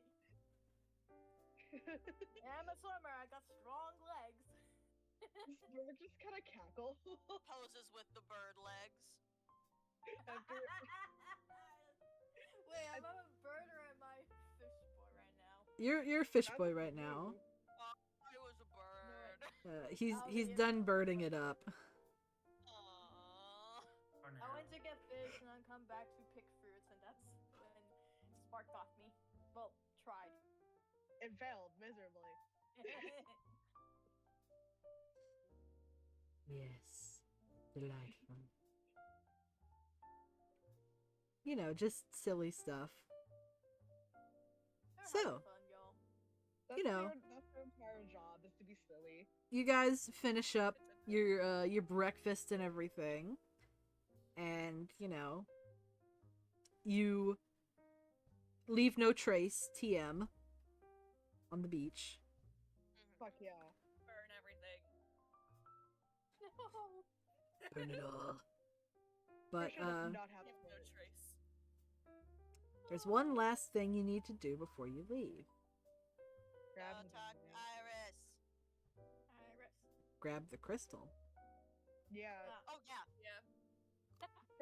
Sparks digs it up. Spark, you go to the place where you buried it, and you notice that it was like just where the high tide reached. So it was a little hard to find at first, but you do find the spot because it is like it was slightly mounded up.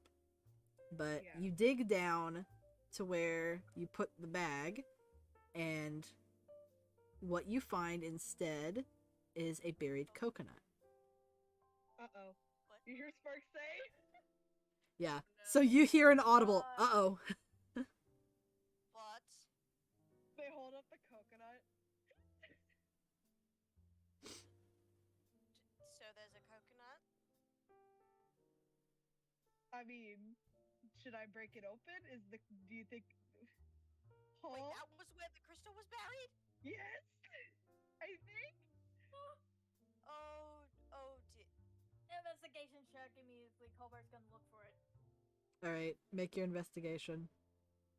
Yeah, I'm gonna do an investigation as well. It's not gonna be good. but Oh, something. baby! Got 19 roll plus 12, 31. Oh, Jesus God. Christ. Ah, Okay. Don't even bother with mine then. So It's Colbart, you go and search the area where Spark dug up the coconut and the surrounding area, and yeah, you don't find any trace of the crystal. Oh, great. Guys, it disappeared. Like, straight up disappeared. I'm not seeing anything. Oh dear. Oh no. You gotta hear Kalina mutter, "This is why I didn't want it to have it buried in the sand out of sight." Are there any animals nearby? Spark can cast speak to animals and ask if they know where it went. There's some seagulls. They're going to talk to the seagulls. Right, hold on. Wait, hold on. And I'm gonna, because at this point, Colbert knows a little bit. Right them with food here, and I give Spark food. Okay, so they're gonna cast speak with animals. Give me a second. That's with their staff. Yeah. They're like, hey! Were you guys here last night?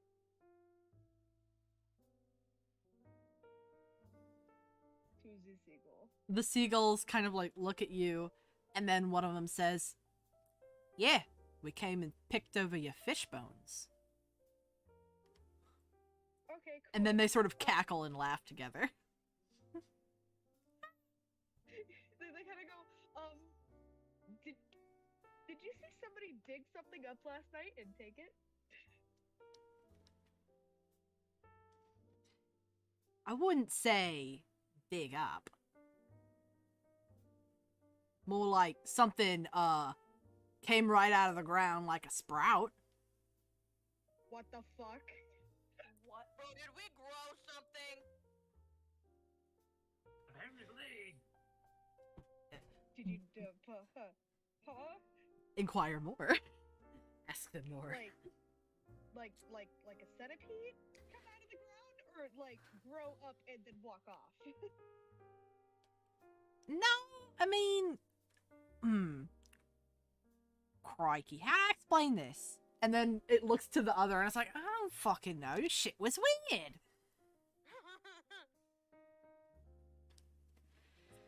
love It's- Seagull's accent. Yeah.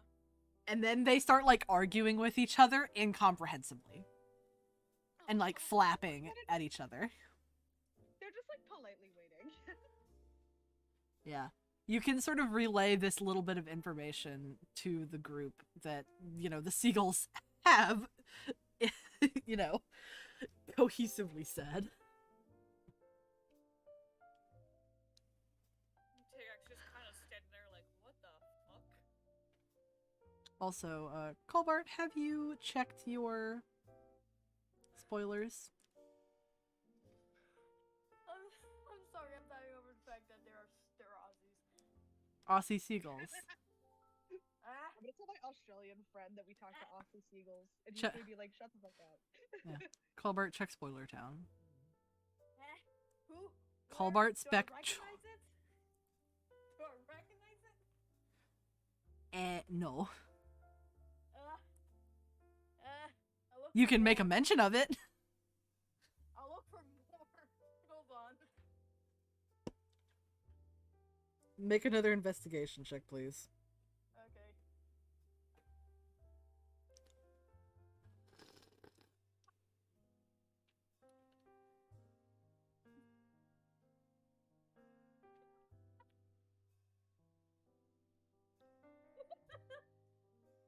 What'd you get? 32. Good God, man. Slow down. 20. That's a natural 20. Slow the fuck down. Oh my god, I was rolling so shit last session. Now I'm rolling like a boss. Yeah. I'm so proud of you, Bessie. So Colbart, while you're looking for more strands of hair, give a little hint to everybody what's going on. Strands of hair? While you're looking for more strands of hair, you find a patch of sand that has like weird little like markings in it, like ripples, strange ripples.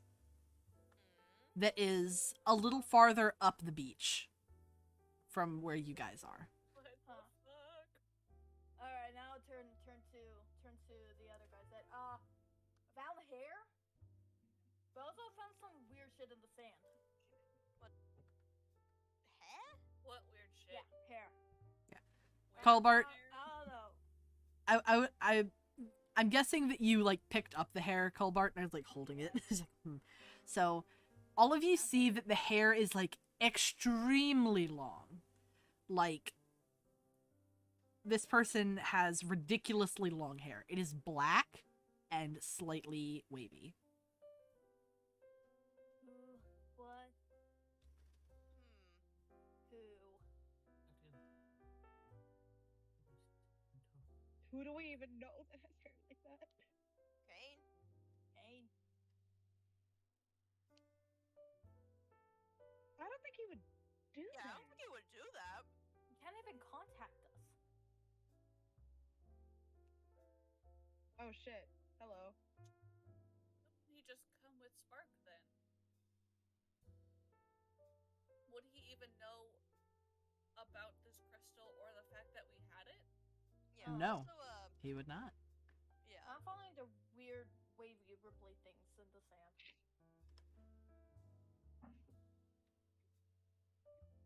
I don't think any of our party members have wavy hair. That's long and black. Yeah. Definitely not long like this. Yeah. Chatu has How long are we long, talking? like over 3 feet long. Like the single strand is over 3 feet. Dang. Yeah, like Tegak has long hair, but That's longer than what my hair used to be. Based on the length, you can either guess that this person's hair, like proportionately, would come down to like the floor, or they are freakishly tall. Oh boy. what's Iris's hair like? But Iris's hair is in dreadlocks though. Yeah. Oh, It's a black man, baby. I don't Uh, remember. Kalina, she looks at Azuli and says, "Where is the Druid Grove from here? Does it show on the map?" Azuli like quickly pulls up the map, and she says, it's actually just east of here. Just east? Mm-hmm. Okay. A few of us, let's split up. Some of us need to head to the Druid Grove to get Iris and possibly others, figure out what's going on if they know anything. And the others just stay here, keep searching. Get the seagulls to stop fighting. Yeah. Give them food or some shit. Yes, Whatever. I don't know. Spark is looking at them, and it's just like, okay, Bribe them with more food. Get them to shut up. Yeah. I think they kind of just go, hey, guys, let's break it up. Offers a couple of back. fish. Hey guys. Yeah. But Yeah. I'm gonna say that like while you're mitigating the argument between the seagulls, the group kind of splits off. Who wants to go to the grove? I do. I do. I'm guessing that if Helena is going, Tegak is gonna want to go with her. Yep. Yeah. Azuli is going to go because she has a tablet. Yeah, she has the map. I'm gonna keep searching for shit. Okay. Possibly turn into a bird and search that way as well. All right. So Helena, Tegak, Azuli, and Anastasius are the ones who have gone. And We are the hauling ass. yeah, and the We are rest hauling ass and right the rest now. of everybody is just sort of like investigating the beach, the cave. Oh, also, Spark, like, Kalina entrusted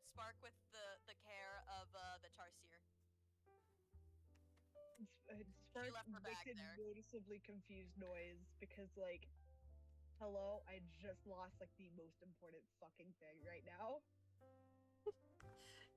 It's okay. It's not really your fault. I mean, Like she left her bag open. The tarsier is still probably like in the shade, like snacking on some berries. And like she just like quickly went up to Spark, just like, Spock, I'm going. Take care of the baby. And then she runs off. Can Spark give another investigation check? yes.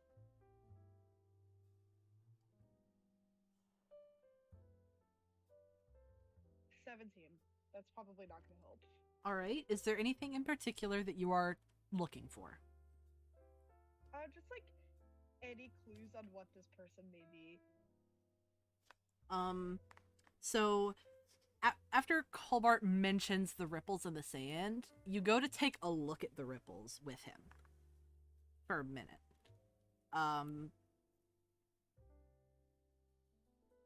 And they sort of seem to like emanate out from a central point, and then like the ripples sort of turn into like, it almost looks like little lines that are like tendrils drawn in the sand. It's very faint, like the wind has like blown over it just a little bit, but yeah. Can they The sand. touch it? Yeah, I mean, touch it. Yeah, they touch it.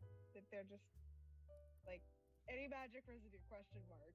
And Yeah. they just kind of put their hand Make over it make an Arcana check for me, please. Oh shit, that's a 19. All right. Nice. So, Spark, you do feel a lingering magic.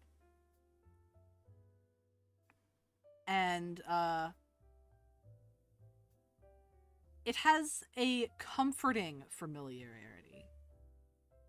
It feels like some of your own magic. This bitch is a bard? Huh? you hear Spark say this bitch is a bard? Question mark? Or maybe related.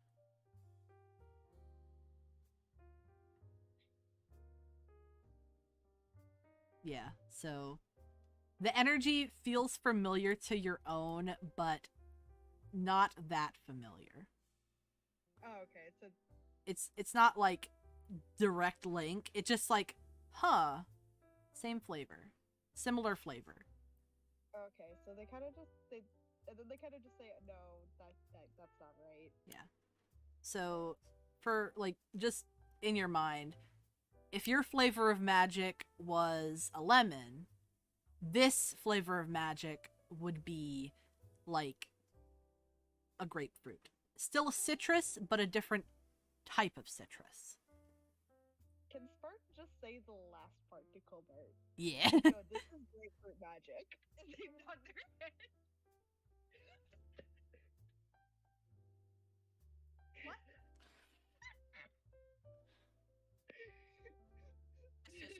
This is grapefruit magic. They kind of just pause and go, oh wait, I didn't say anything. I'm lemon. This is grapefruit. Close, but not exact.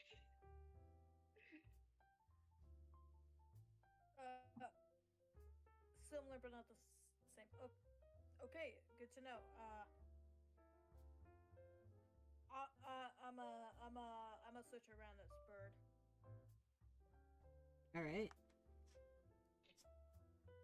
So Look for someone to now I'm gonna question mark? I'm gonna have a little moment go back to the seagulls. Ooh, what do the seagulls have to say?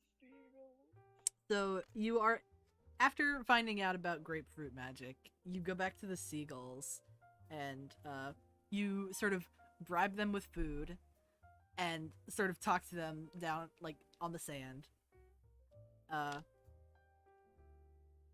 Maybe you can ask them about that particular mark and like, hey, did something come from that?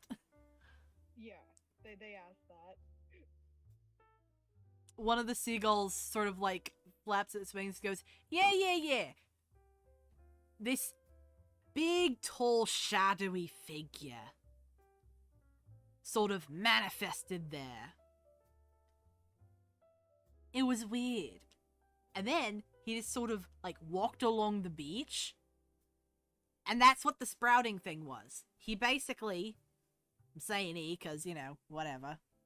Everything's a he out here in the fuck ass.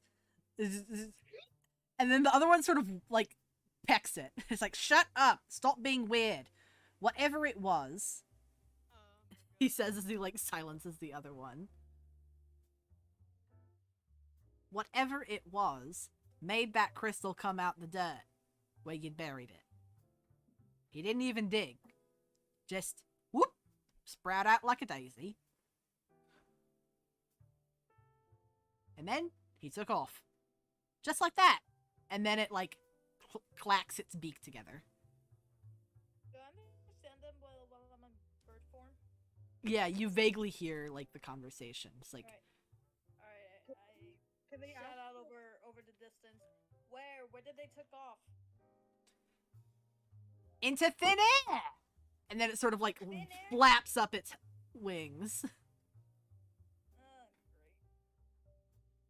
Should we tell the others? Head nods. It's bird. Spark goes, "Hey guys, we're totally fucked," to the group chat. Yeah, so as Like, the positively fucked. yeah, the people who are heading towards the Druid Grove, you have, like, found yourselves on the path and are heading towards it. Yeah. And you hear Spark say, "Hey guys, we're totally fucked." Oh, damn it. And you just hear honest. The group just hear Anastasius say. And then they kind of like explain what the seagull said, and then they add the "it's grapefruit magic" to my lemon.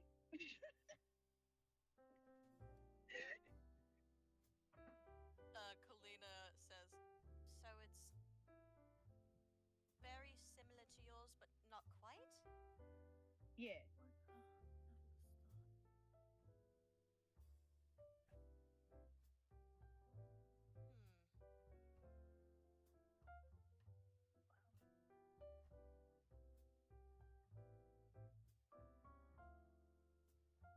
They kind of ask if anybody else wants to like also see if it's grapefruit to their lemon.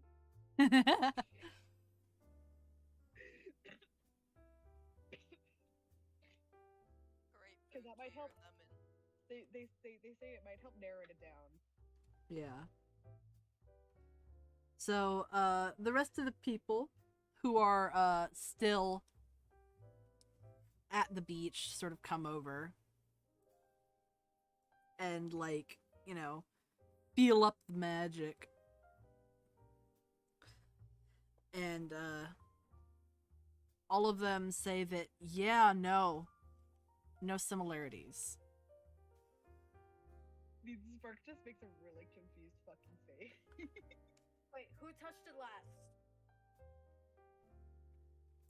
The last person that touches it is Void.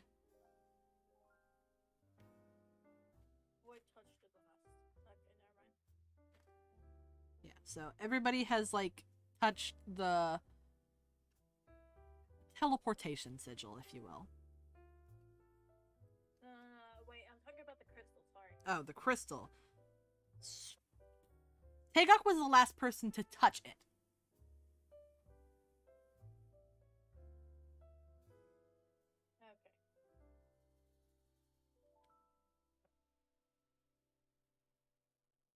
That puts the end of my idea. Oh my god, wait. Tagog. Mm. He's on to fucking something. The only person who would accurately know that is Anastasius.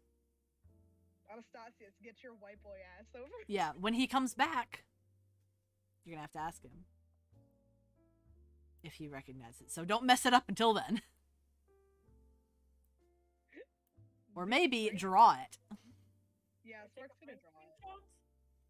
Yeah. So draw this, like, these markings in the sand for when Anastasius gets back to ask him if it is similar in any way to the blood runes in the snow.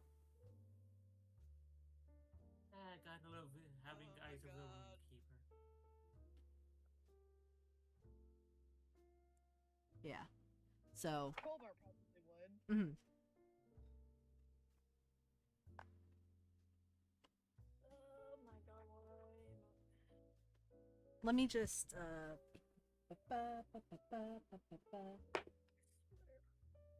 right. I literally have all of my old sketchbooks except for one, and I forgot where it is. Oh no. That's the only sketchbook I need because I need to find something that I'm looking for. Oh, Sag. No, my god. So Freya is on the beach with y'all, by the way. And Freya is like sort of circling the sigil. Yeah. And they keep like making little faces. Like little pondering faces. Oh. Very nervous about They this. ponder. I'm very nervous about this. Me too, honestly.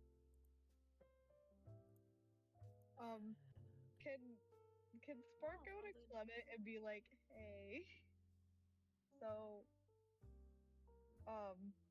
I think, that, and then like they point at the sigil, is the same type of familiar to me as the crystal to a degree, just with less intensity. And they're so upset. They're like, Clement notices like your distress and like sort of like pulls you close and like a little hug. And he's like, hey, it's okay. It's okay. Love Clement. what if I'm like a sleeper agent and secretly a bad guy? Oh. No. Spark, no. Buddy. You're not a bad guy. And he like No, because it's he a like secret. he like pats your head. He's like, listen. Even if you are a sleeper agent, I'm not gonna be mad at you. And then he pats your head. But I'm pretty sure you're not. Fair enough. Like how to just Acceptable. squint a slight bit and go, is that a slight of my intelligence? Aww. But it's kind of playful. Yeah.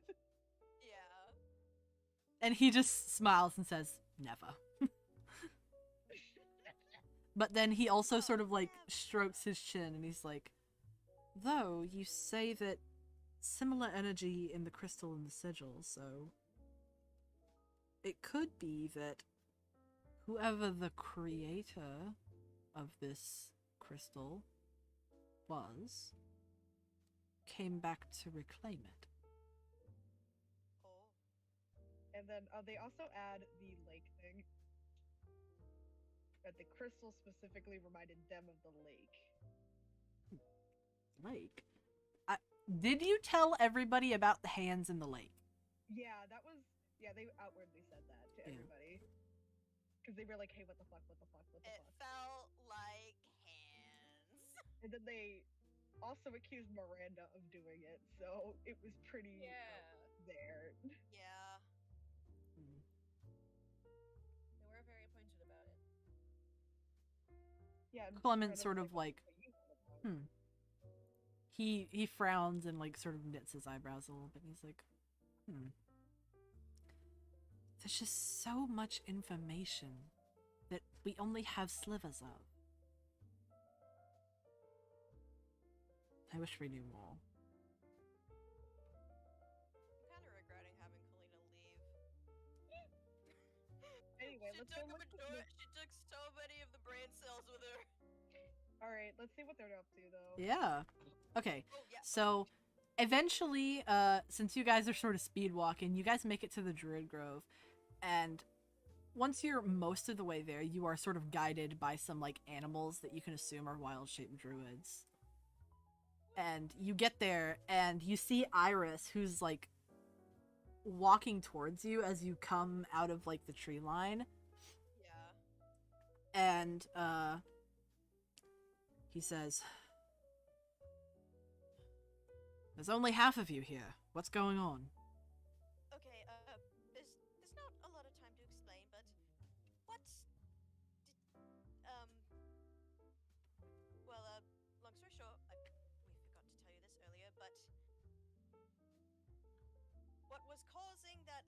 that brush fire yesterday. It was this dark arcane crystal sort of thing, and we recovered it.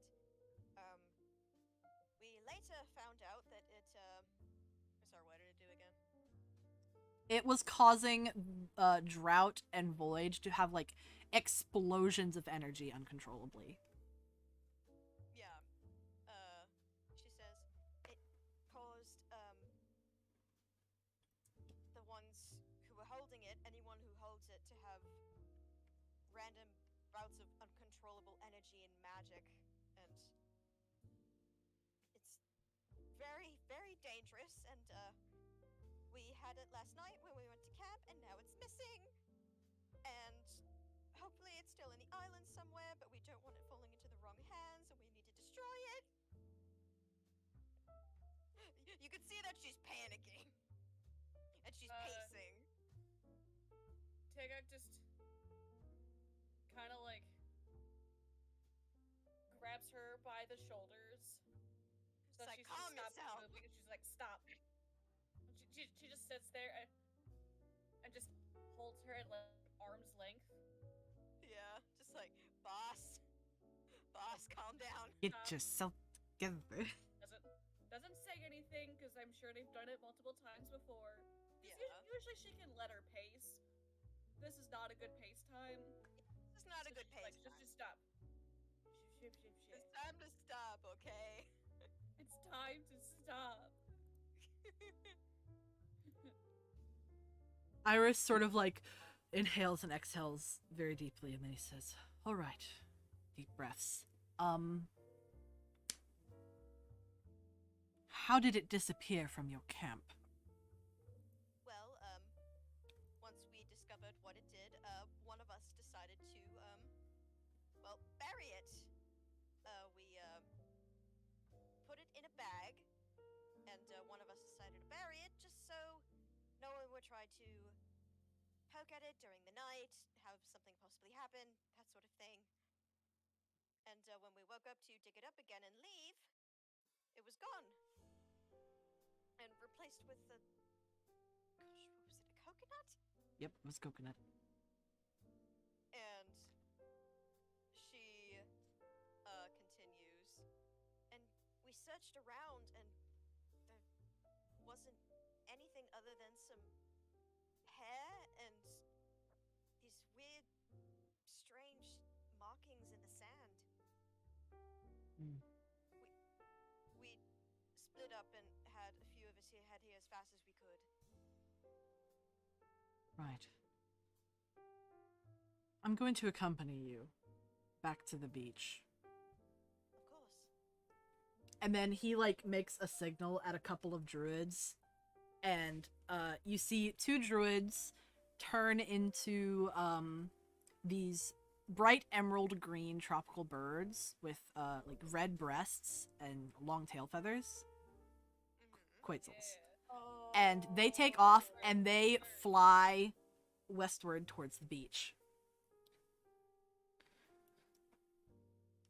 And he says, "Come. Of course. Hopefully there will still be some indicators that will give us any clue as to what might have happened, All right. where this thief may have gone." Yes. So I'm guessing that you tell the group that you're headed back now. Yeah, Kalina With says Iris. that in the brain group chat. Headed back. Iris is coming with us, and there's two brightly colored tropical birds heading your way. Those are also druids. You just get from Smart. Ah! Ah. Yeah. So at this point, everybody's just sort of like, most people are like standing around the sigil trying to like make sense of it. I'm just imagining Anastasius going, "Move, everybody." Yeah. This is my moment. The druids kind of like arrive a little bit before the rest of the group, like, you know, Kalina, Tegak, Anastasius, and Azuli, and they sort of manifest there and they wait for Iris. But they're like talking amongst each other in Druidic. In like hushed whispers. But the other 5 of you with Iris make it back to where they are all sort of standing around this like sigil in the sand.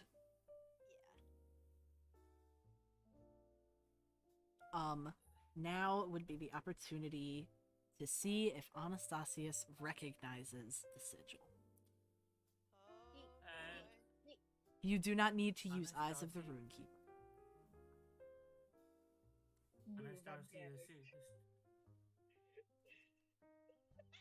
Anastasius looks down and just to look at the rune very quickly. Mm-hmm. Would I need to roll a history check or something? Yes, just history to like see if you can remember the other rune in your head and like see if there's any similarities. Hey, have some guidance, so get an extra D4 on that. Add an extra D4 on that shit, shoddy. And you know what? You want to know something really funny?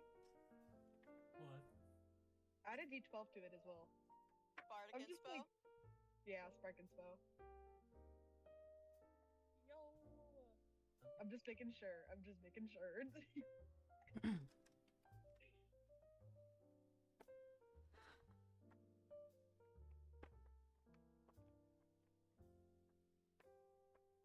18? All Did you right. add the D12? Did you add the D12? Yeah. Okay. I thought you said, I huh. added the D4. Okay. So, Anastasius, you think back to that day on the frozen wastes. It does not look like the blood sigil. It does, however, look like where the tracks stopped for the beast, and it teleported away. The one where the runes had read, "Return to me my creation." The patterns are similar. I relay this information to the group, and it just in Draconic sign just swears up a storm. Mark kind of goes, what does that mean? Really quietly. Clement is gonna like quietly explain it to you that like, you know, what happened to the last group member? Yeah, the person that disappeared right before you joined the party. We're gonna need to have a sit down talk about this. Clement sort of like holds you a little bit tighter protectively. And they kind of go, did you know who the person who did the teleporting was? Clement shakes his head. Not for sure. Do you have any idea? We have a theory. And you can tell he looks like a little uneasy. Spark looks at Kalina with the wet eyes again.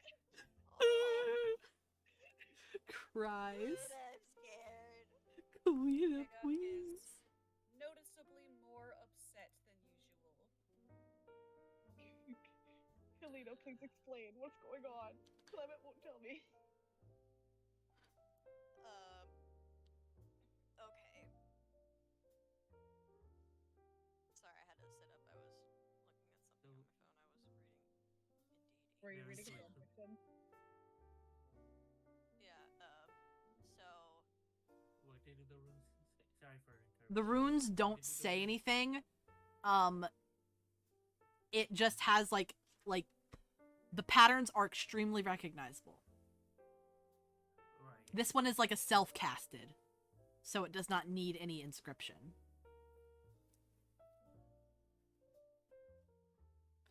There are certain types of magic that only need inscription if you are not casting it upon yourself. This is one of those types of magic.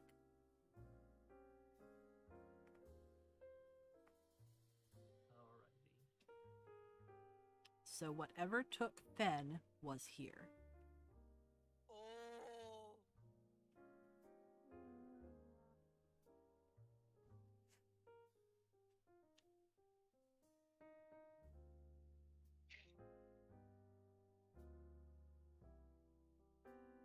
Thick plottins. Thick plot. The thick plottins. Yeah, Sparkle's just kind of like hoping that somebody is gonna explain what the theory is. Yeah, Yeah. Kalina, she, like, you know, she heads over to Spark and, how tall is Spark again? They're 5'3". They're 5'3". They're fucking Okay, yeah. tiny. They're currently being hugged by Clement. Yeah, she does, like, kind of lower herself a little bit just to, like, be a bit more eye level. And she says, well, you know that something or someone took, our previous associate, Fen,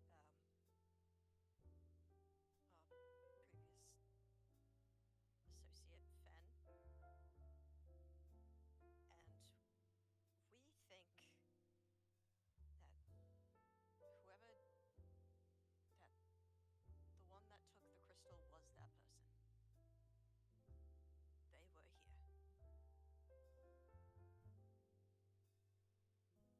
And then they kind of just look at Clement again and go, I am connected to a bad guy. Clement just sort of like squeezes you and says, "Don't say that. No, you're not."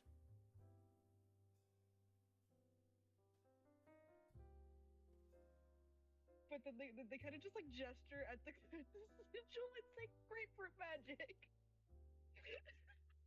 Magic. Grapefruit magic.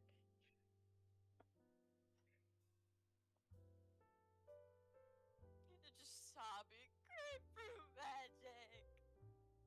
But they're saying they're just repeating the fact that, hey, the magic's similar and I don't like it. Can I look at the sigil? Yes, yes, you Like- may. I'm assuming that's investigation then? Or... Mm-hmm. Alright, +0, here we go. Let us pray. 17! Good job. Hey, yo. Anything Best in roll I've had all day. anything in particular you are looking for?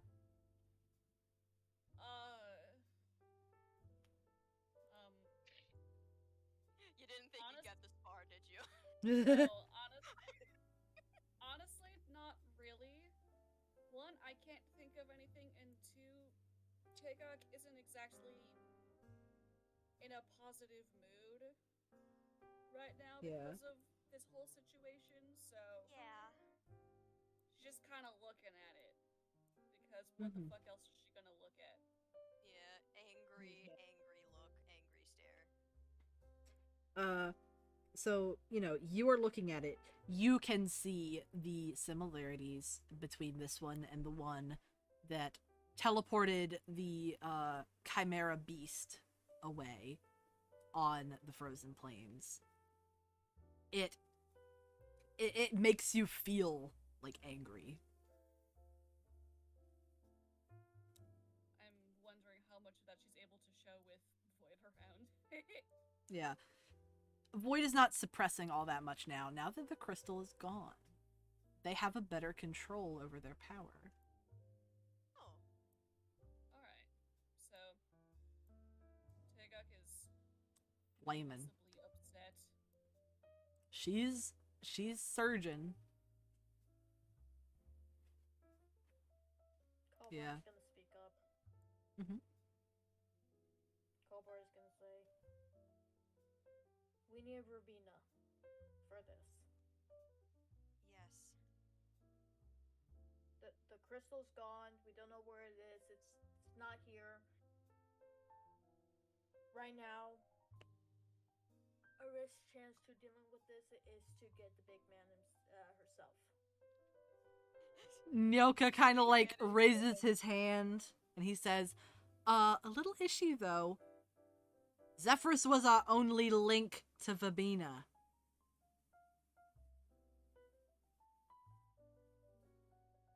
And then he like does a little gesture like, now what do we fucking do? Well, I suppose we just have to go through with the ritual first. Yeah.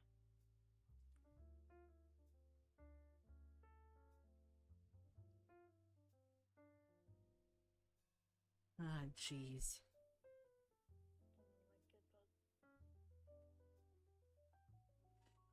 I do love a little bit of speed running. He's Nyoka says, like a little, you know, aggravated. I do love a little bit of speed running. Nyoka, speedrunner confirmed? Confirmed. Alright guys, today we're gonna do Elden Ring no-hit glitchless speedrun all remembrances. Stop. I'm just imagining him in a headset and then fucking Chatu walks in and goes, Nyoka, what the fuck are you doing? Get off the fucking computer, Bro, you're I'm hogging the streaming. Wi-Fi. Bro, I'm streaming on Twitch. I'm live right now. The fuck is a Twitch? That's something We your don't eye know. We're not there anymore. got him. Dumbassery. Yeah. So Doing it to coping and seething. Seething and molding. Seething and molding. They were coping and seething. At the Copacabana. At the Copacabana. So do you, Yeah. how do we get back? Art. That is the grand question. I mean, people in the group are just talking right now. It's like, I mean, is it even safe to go back through the Deep Realm at this point? What do you mean? Is it safe? I don't know. It could be following us. That is true. I don't know if all of us going through the deep realm at the same time would be wise. It was already quite treacherous the first time around. We might have no choice but to just teleport. I mean, and then Spark just goes, I mean, this was my fucking fault anyway. Maybe I should just stay and wait it out. Spark, no. You couldn't have predicted this happening. You did. Kalina, she looks like Sparks and said, "Fuck, sorry, brain. Something popped up on my phone. Hold on." The notification Oh, hell. of course, another job rejection. Aw, Oh, capitalism.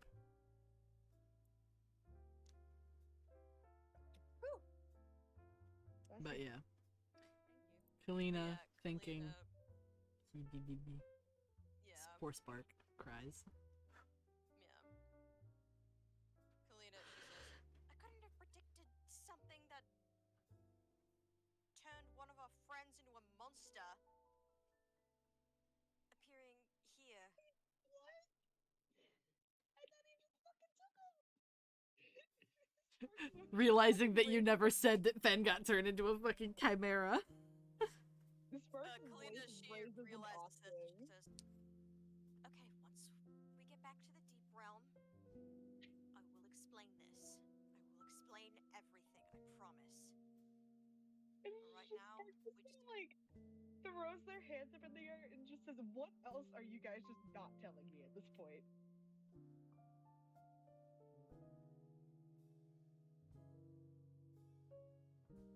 And then they just frankly, like, that was it. Just Fen. We didn't know how to tell you. You've only been with us for what, a few weeks? At most?"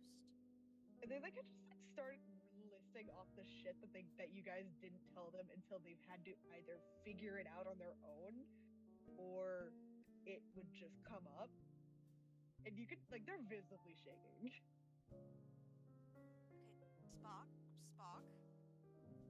I promise, once we get back to the manor and everything is sorted, we can sit down and you can ask all the questions you want. I swear it. But right now we need to get out of here. Alright? They nod, but they don't seem to trust you on that.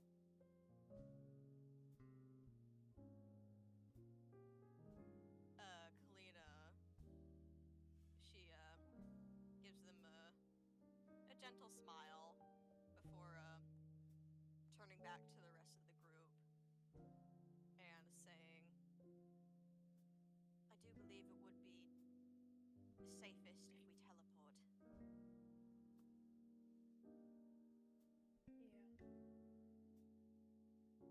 Chatu, Nyoka, and myself may be able to combine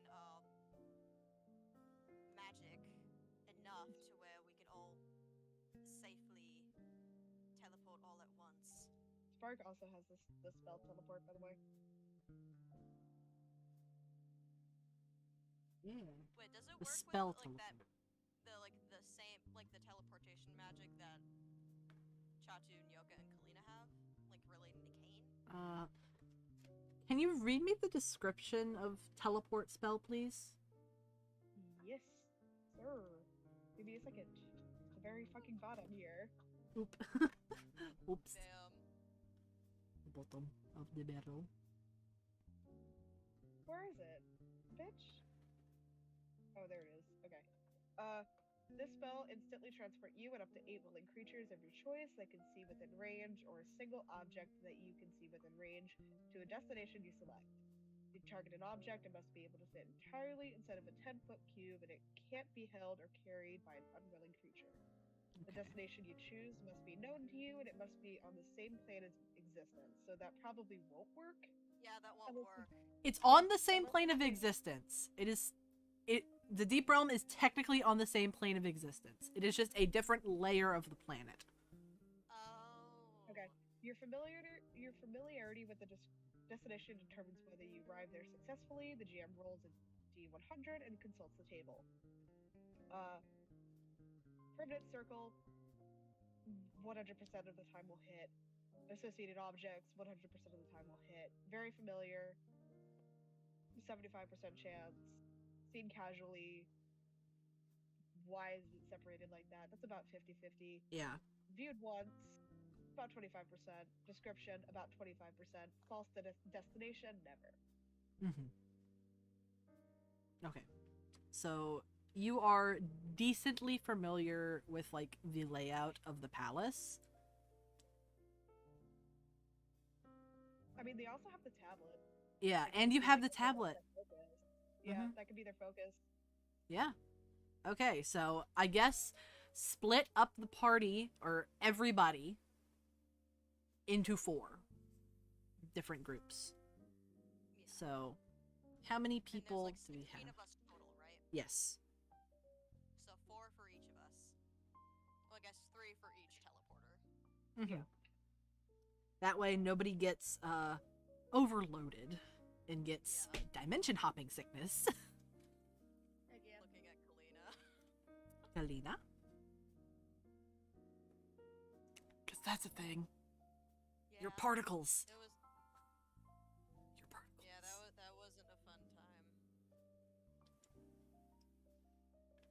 Particles. Spark offers to take Drought and Void and then one other of the Evelons. Yeah. So, Death decides to go with you. Girls trip. Girls trip. Girls trip with girls trip with Spark as the chaperone. Spark is an honorary girl in this moment. Non-men trip. Girl gender neutral. So true. Yeah. Spark's like, haha, I have all the pretty ladies. So true. but yes. So Spark is taking Death, Drought, and Void. Okay. Alright. Kalina, she's going to take Tagok, Clement, and Freya.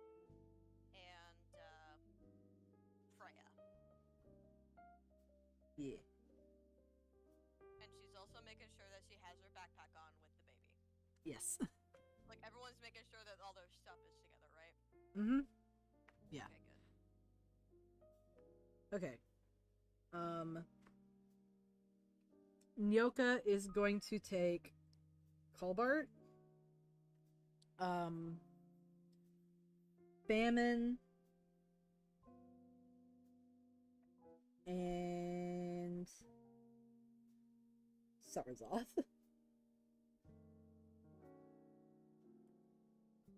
And then the rest of the people, it should just be, who the fuck is left? Motherfucking... Chatu. Yeah, but Chatu is or one.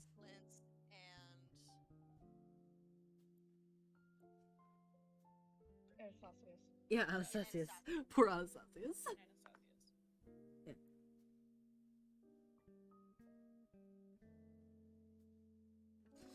Alright, cool. Anastasius, you're with the Tall Boys group.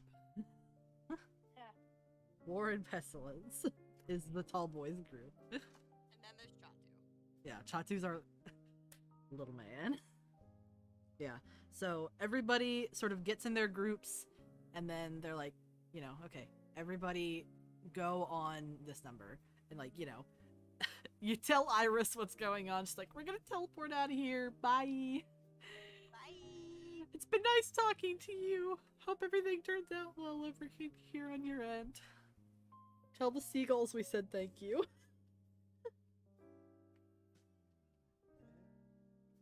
But, in an instant, all of you are teleported to the Deep Realm.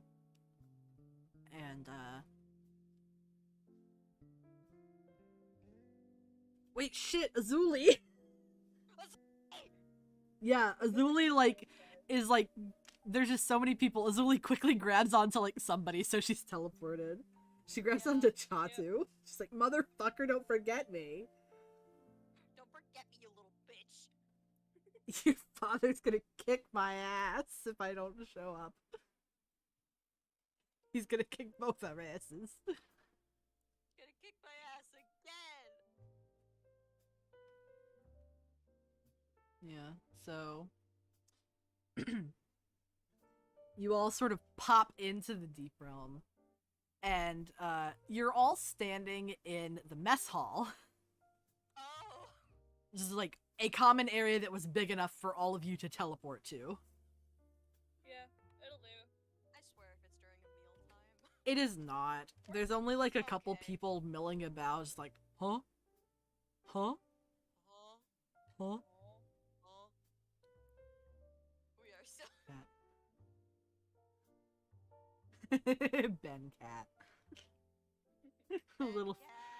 little noodle wants to attack the cord. Look at that. Noodle. But yeah. So air jail. But yeah, you guys all arrive in the Deep Realm, and it's all just like, okay, we're all here. Good. Yeah. Mark, okay? Yep. Spark. They just like immediately turn around and just go back to like the area where Kane's at. Yeah, Yeah. going back to the pillow pile. We need a Kane. They don't even say anything. They just walk away. Yeah. They're really mad. Yeah, that's understandable. Void just kind of like follows you. She's like, I don't understand what's going on. I'm gonna follow the clown. Void likes how dark it is down here. Yeah. It's like, I don't have to squint my eyes. She keeps like disappearing into the shadows and then popping back out. Just like whoop, whoop, whoop, Aw. whoop, whoop. She's having fun. Yeah. But Kane feels the presence of all of you arrive at once, and he's like, huh, that's weird. and That's very odd. sudden. So, while Spark, you are walking towards, like, Kane's sort of area. It's not his room, but it's his man cave. You see him, like, walking quite quickly with purpose. Like, he turns a corner and, like, you see each other, and he pauses for a second, and then he walks up to you and he's like, I felt all of your energies come to the deep realm immediately. Did something happen?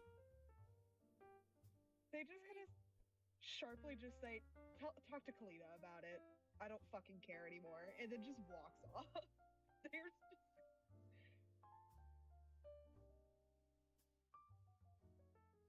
And notice this entire time, Spark has not had the curse sensor.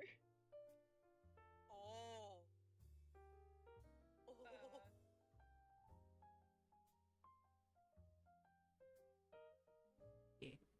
So, Kalina probably saw like Spark run off and like I think she's also probably gonna try and head to Kane. It's like, hey buddy, there's a thing going on.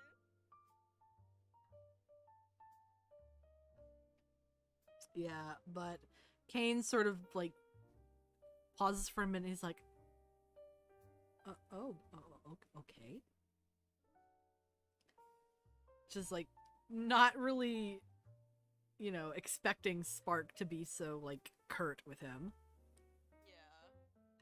It's like, this is Spark. This is Spark we're talking about. A very angry baby today. Almost cried the first time we met. Yeah. He's like, what's wrong with my nephew? And then he, like, goes off in the direction where Spark had come from. And eventually, he meets up with you, Kalina, and whoever is with you. Probably Tagok. Probably Tagok and Azuli. Yeah, it's like, hey.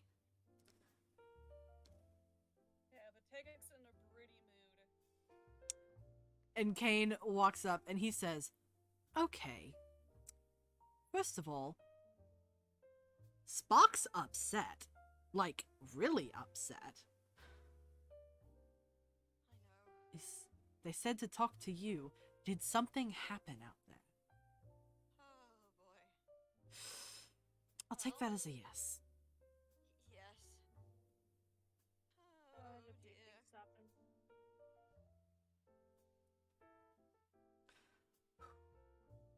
You know what?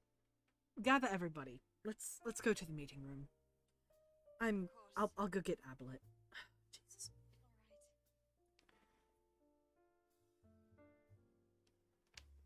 And then Kane just sort of, like, walks off to go find Abelet. Yeah. You notice that he's a little tense. Like, he's got like fists sort of scrunched. His shoulders are very tense. He's, like, walking with purpose. Yeah. He doesn't like any of what's going on. Yeah, Kalina, she, like, after a minute, like, trying to just, like, gather herself a bit, she, goes off to, like, you know, gather the others and, direct them all to the meeting room. Yeah.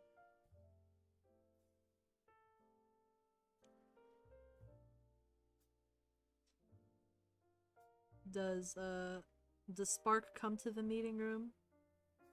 Oh yeah, no, I'm fine. The sniffly is me probably sick again.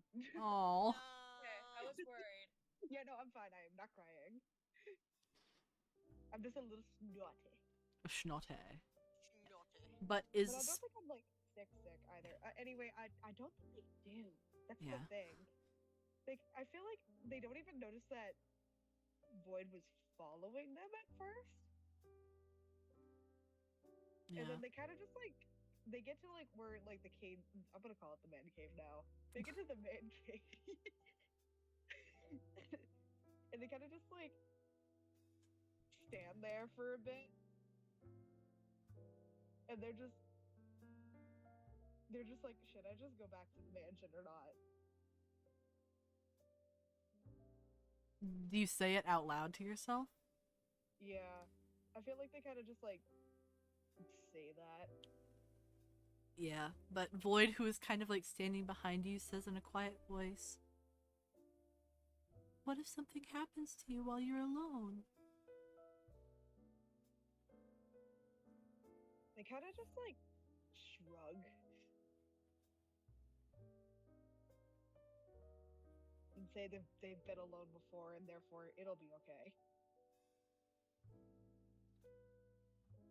Void kind of like very quietly walks up to you and they gently sort of like clasp one of your hands with both of theirs. Because their hands are so small. So tiny. Void is so small.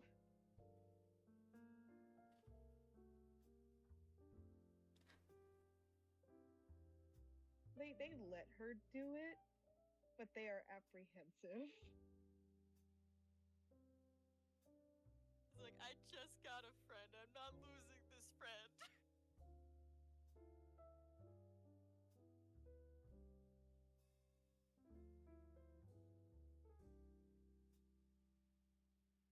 Yeah, but Void is just kind of like unsure of what to do.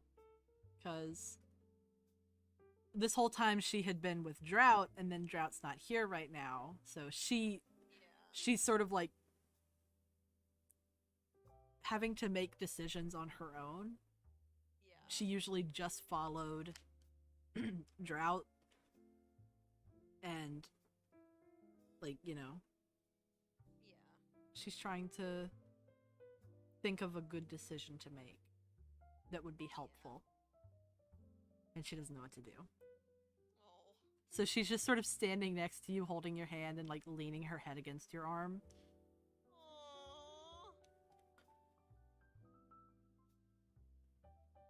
They just kind of quietly say at some point, you should probably just go back with Drought.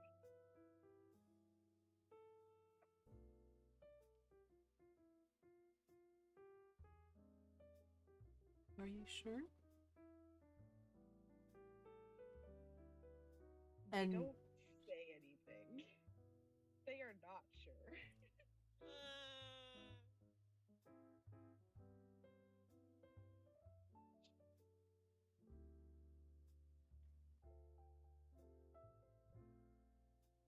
she sort of like looks around a little bit and says, "Can you come with me? I don't know where I'm going." They nod. Yeah. And then she just holds your hand and sort of just lets you lead the way.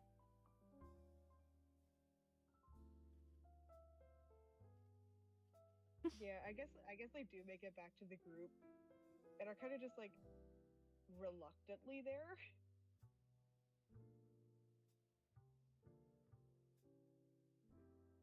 Yeah. But the whole group is there. And Kane and Abelet have not arrived yet. So really you're just waiting for the both of them.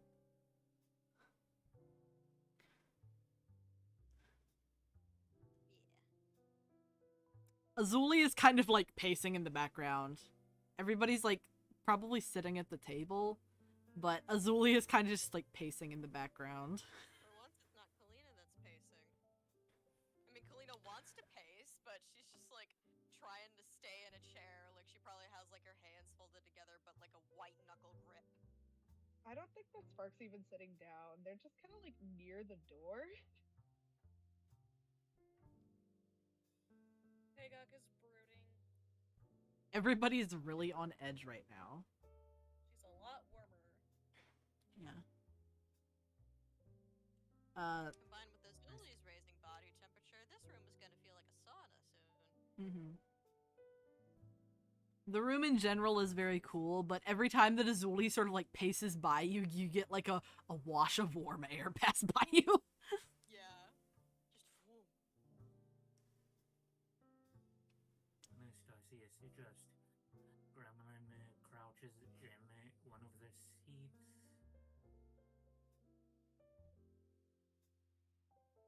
Yeah.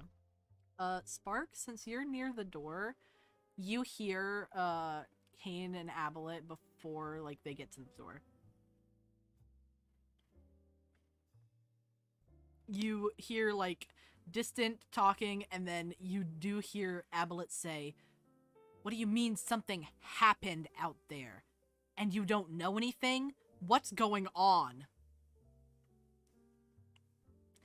And then you hear Kane like his voice is like really deep, like low, and he says, "We will find out soon enough." And then you hear like the door sort of like click to open. They move to the other side of the room. Oh. They are now more scared than upset. Oh. But Kane opens the door, and like you see him and then Abelet standing next to him. And the two of them come in, and they sit at their respective seats at the table.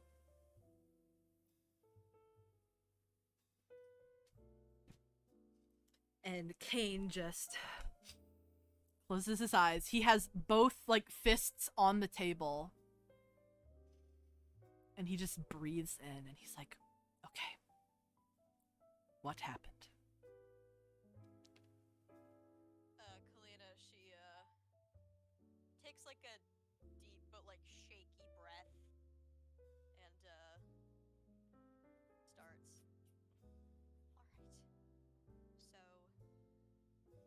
when we were tracking Drought and Void, and she kinda gestures to them because Kane and Abelet have not seen them yet before. Void like waves very shyly, and Drought just sort of like bows her head a little bit, Yeah, just like, "Hello." Hi.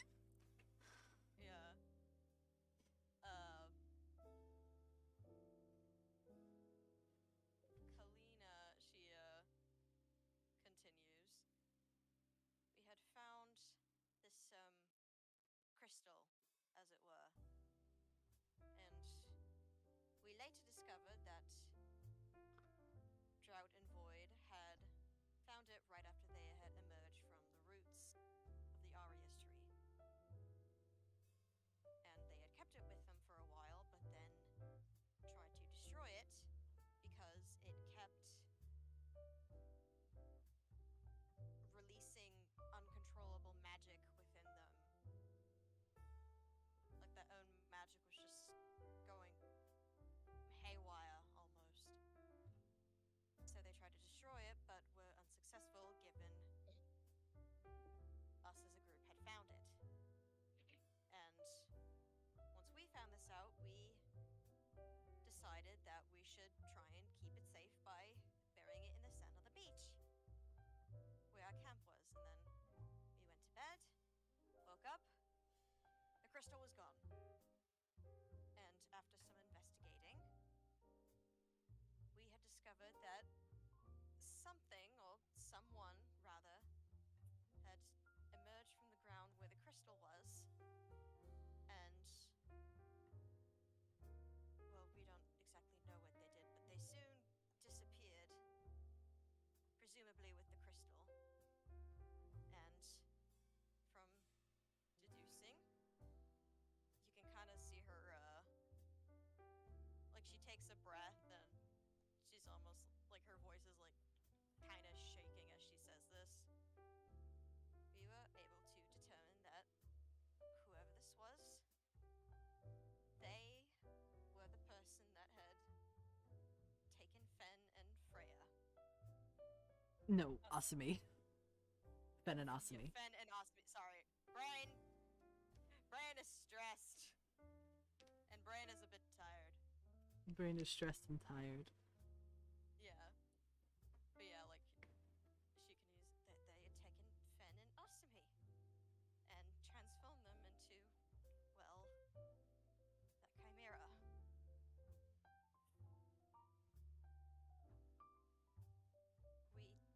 We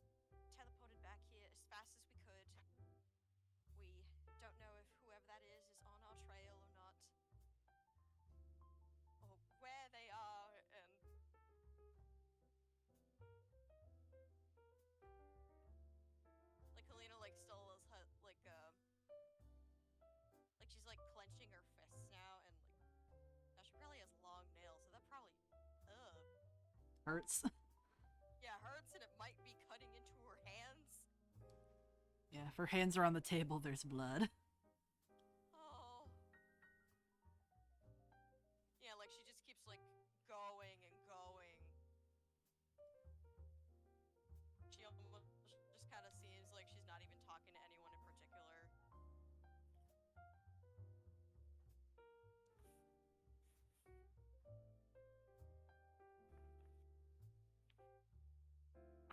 Kane just breathes and kind of leans back a little bit in the chair. You can see he's like trying to process all this. Yeah. Also, Kalina probably hasn't stopped talking. She's still just rambling now. Panicked rambling. Because what does she have? Anxiety. Anxiety.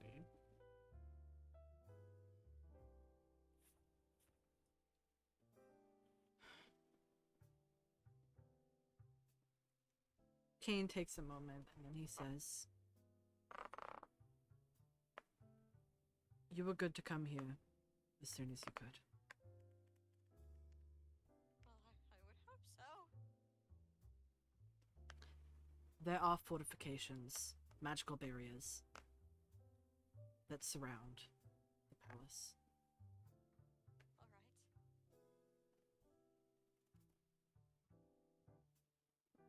So even if this entity was tracking you, any attempts to enter the palace would not go unnoticed.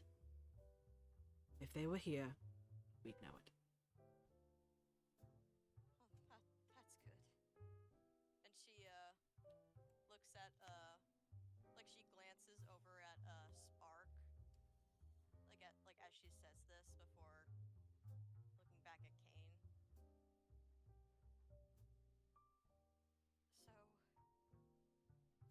So, what should we do now?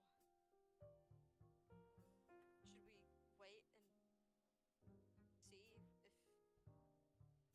when it's safe to go out and complete the ritual? Well, the other components of the ritual are still needed. Though, I think and he like looks at Abelet, says, "We may be able to organize for the rest of our siblings to contribute their components. The venom, the tears. That's good. I'll call them here immediately. Thank you. Thank you, Kane. And if they cannot come here, then we will go to the Starlight Realm, which is also protected." Kalina, she blinks. Also, this is out of character, and by we, you just mean the gods, right? Right? You don't know. Kalina, you see her blink at this, and she says, by we, you mean just you and your siblings, right? You really think I would leave you here alone? Kalina, her eyes kind of just widen a bit at this. And she just kind of blinks a couple of times. Sparks just fucking rolls their eyes. Mentally, Maggie would love this. That's actually not what they were thinking, but that was really funny. But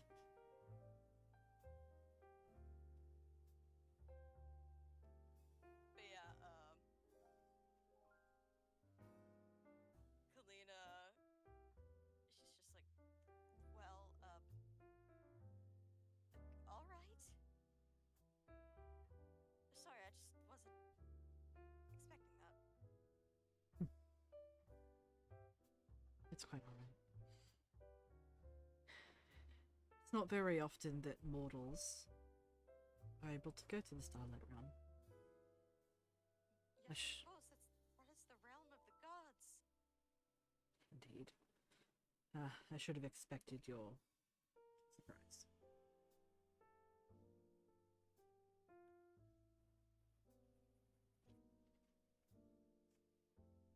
He then just takes another, like, steadying breath and stands up and he says, I will contact Hoth, Koss, and Avina immediately. Ask them whether they would rather meet here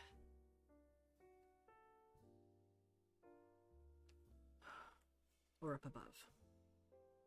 All right.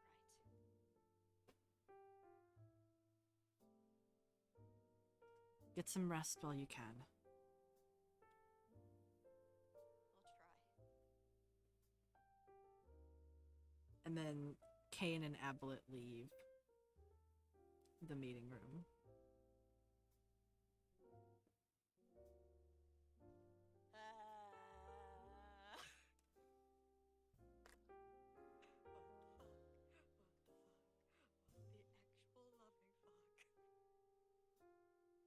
Anything else, roleplay wise, you would like to do before we end? Kalina, she like after like everything kind of like settles down.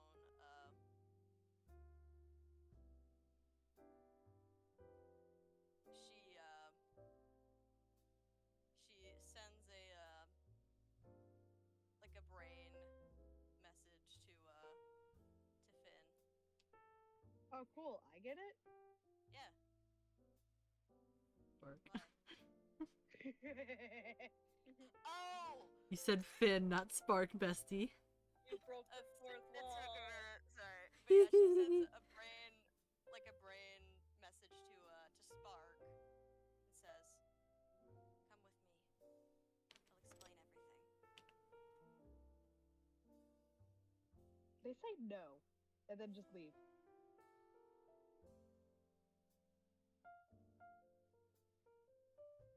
Kalina, she just watches them leave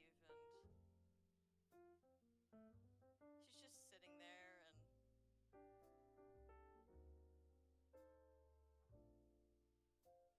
like she kind of realizes, like she kind of like ungrips her hands and realizes that they're all now scratched up and kind of bloodied because gripping so tight and nails.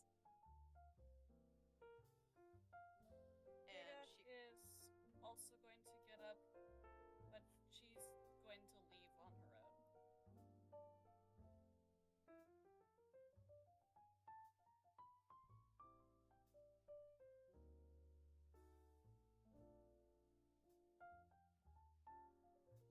Kalina, I'm guessing like everyone has left except her. Yeah, people have just kind of dispersed. Yeah.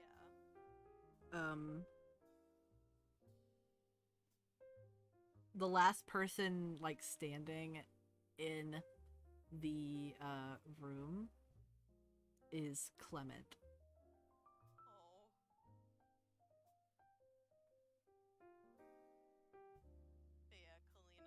But yeah, Kalina, she might not even really notice that Clement is there because she's just thinking so much. And slowly but surely she starts to cry. Like, first one tear falls and then the whole dam breaks.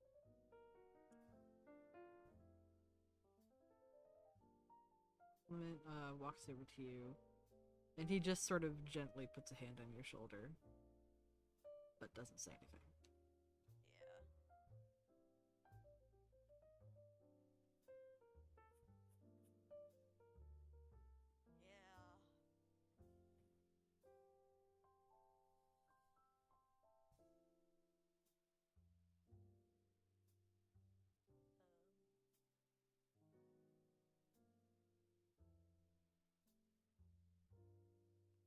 Clement just, like, sends to you, like, mentally, do you need to be alone? Kalina, she just nods. Like, she kind of, like, has her head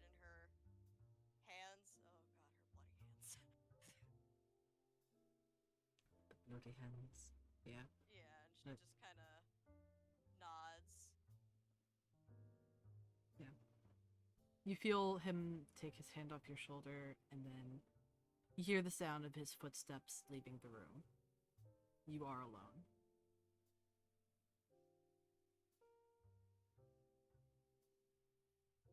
Yeah, she's just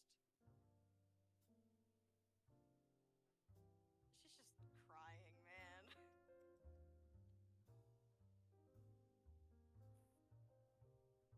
She feels like she let everyone down as a leader, and she's putting everyone in danger. And it's all her fucking fault. Normal feelings. How's everybody else coping?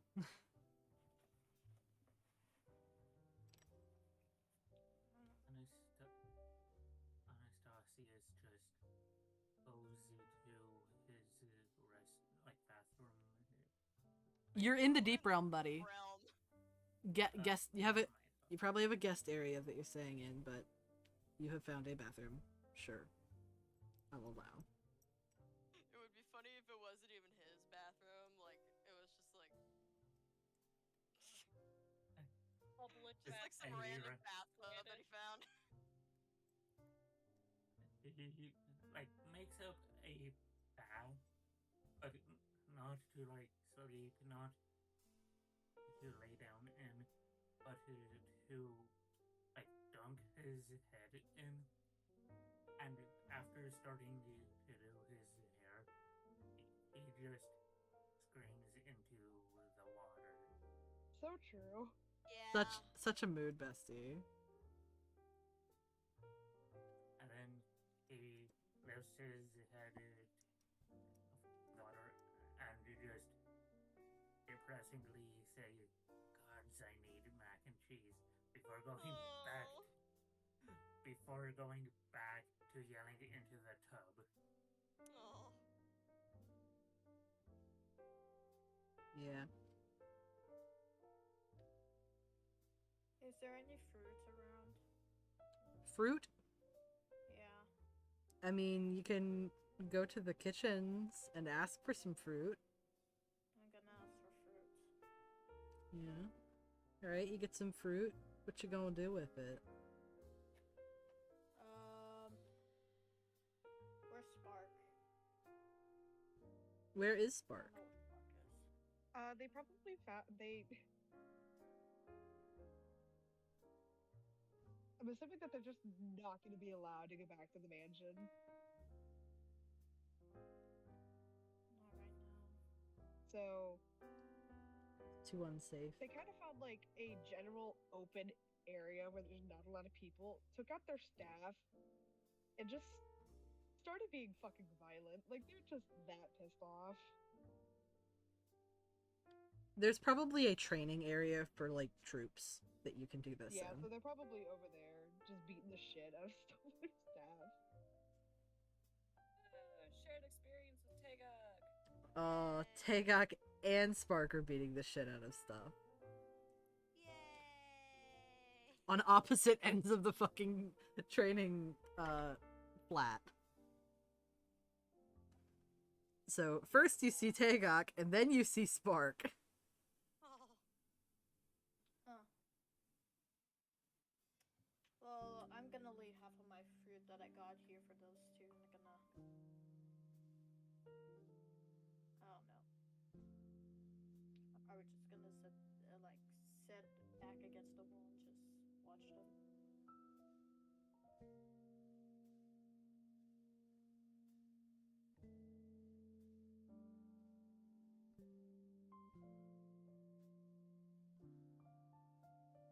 You know, Spark's mad at you too, Colbert. He doesn't know what to do. They're mad at everybody at the party right now. They're just mad at everybody. Yeah, Tagog's just,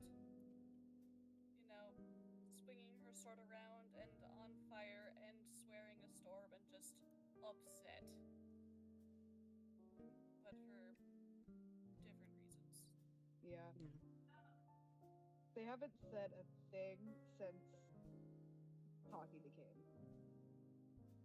Mm-hmm. Spark, you do know that Freya had followed you to the, like, training flats, but they're just kind of, like, off in a corner, curled up.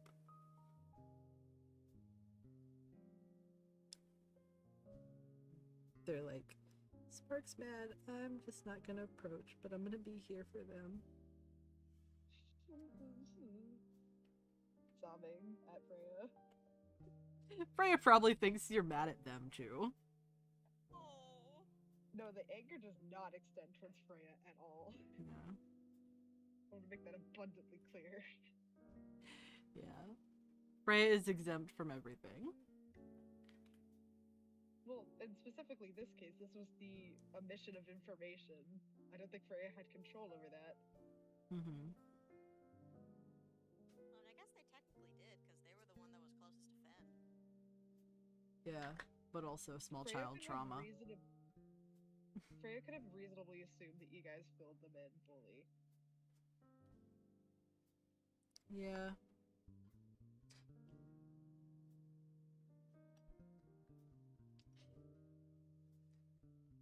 Colbert is dissociating. Everybody's having a bad time right now. Yeah.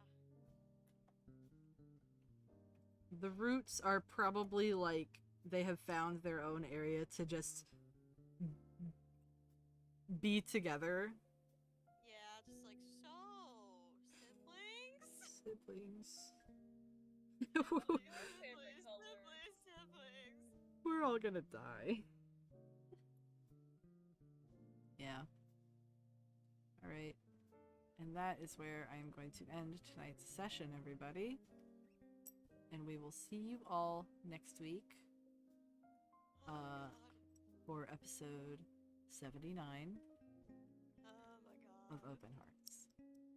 Good night, everybody. We will see you all next week.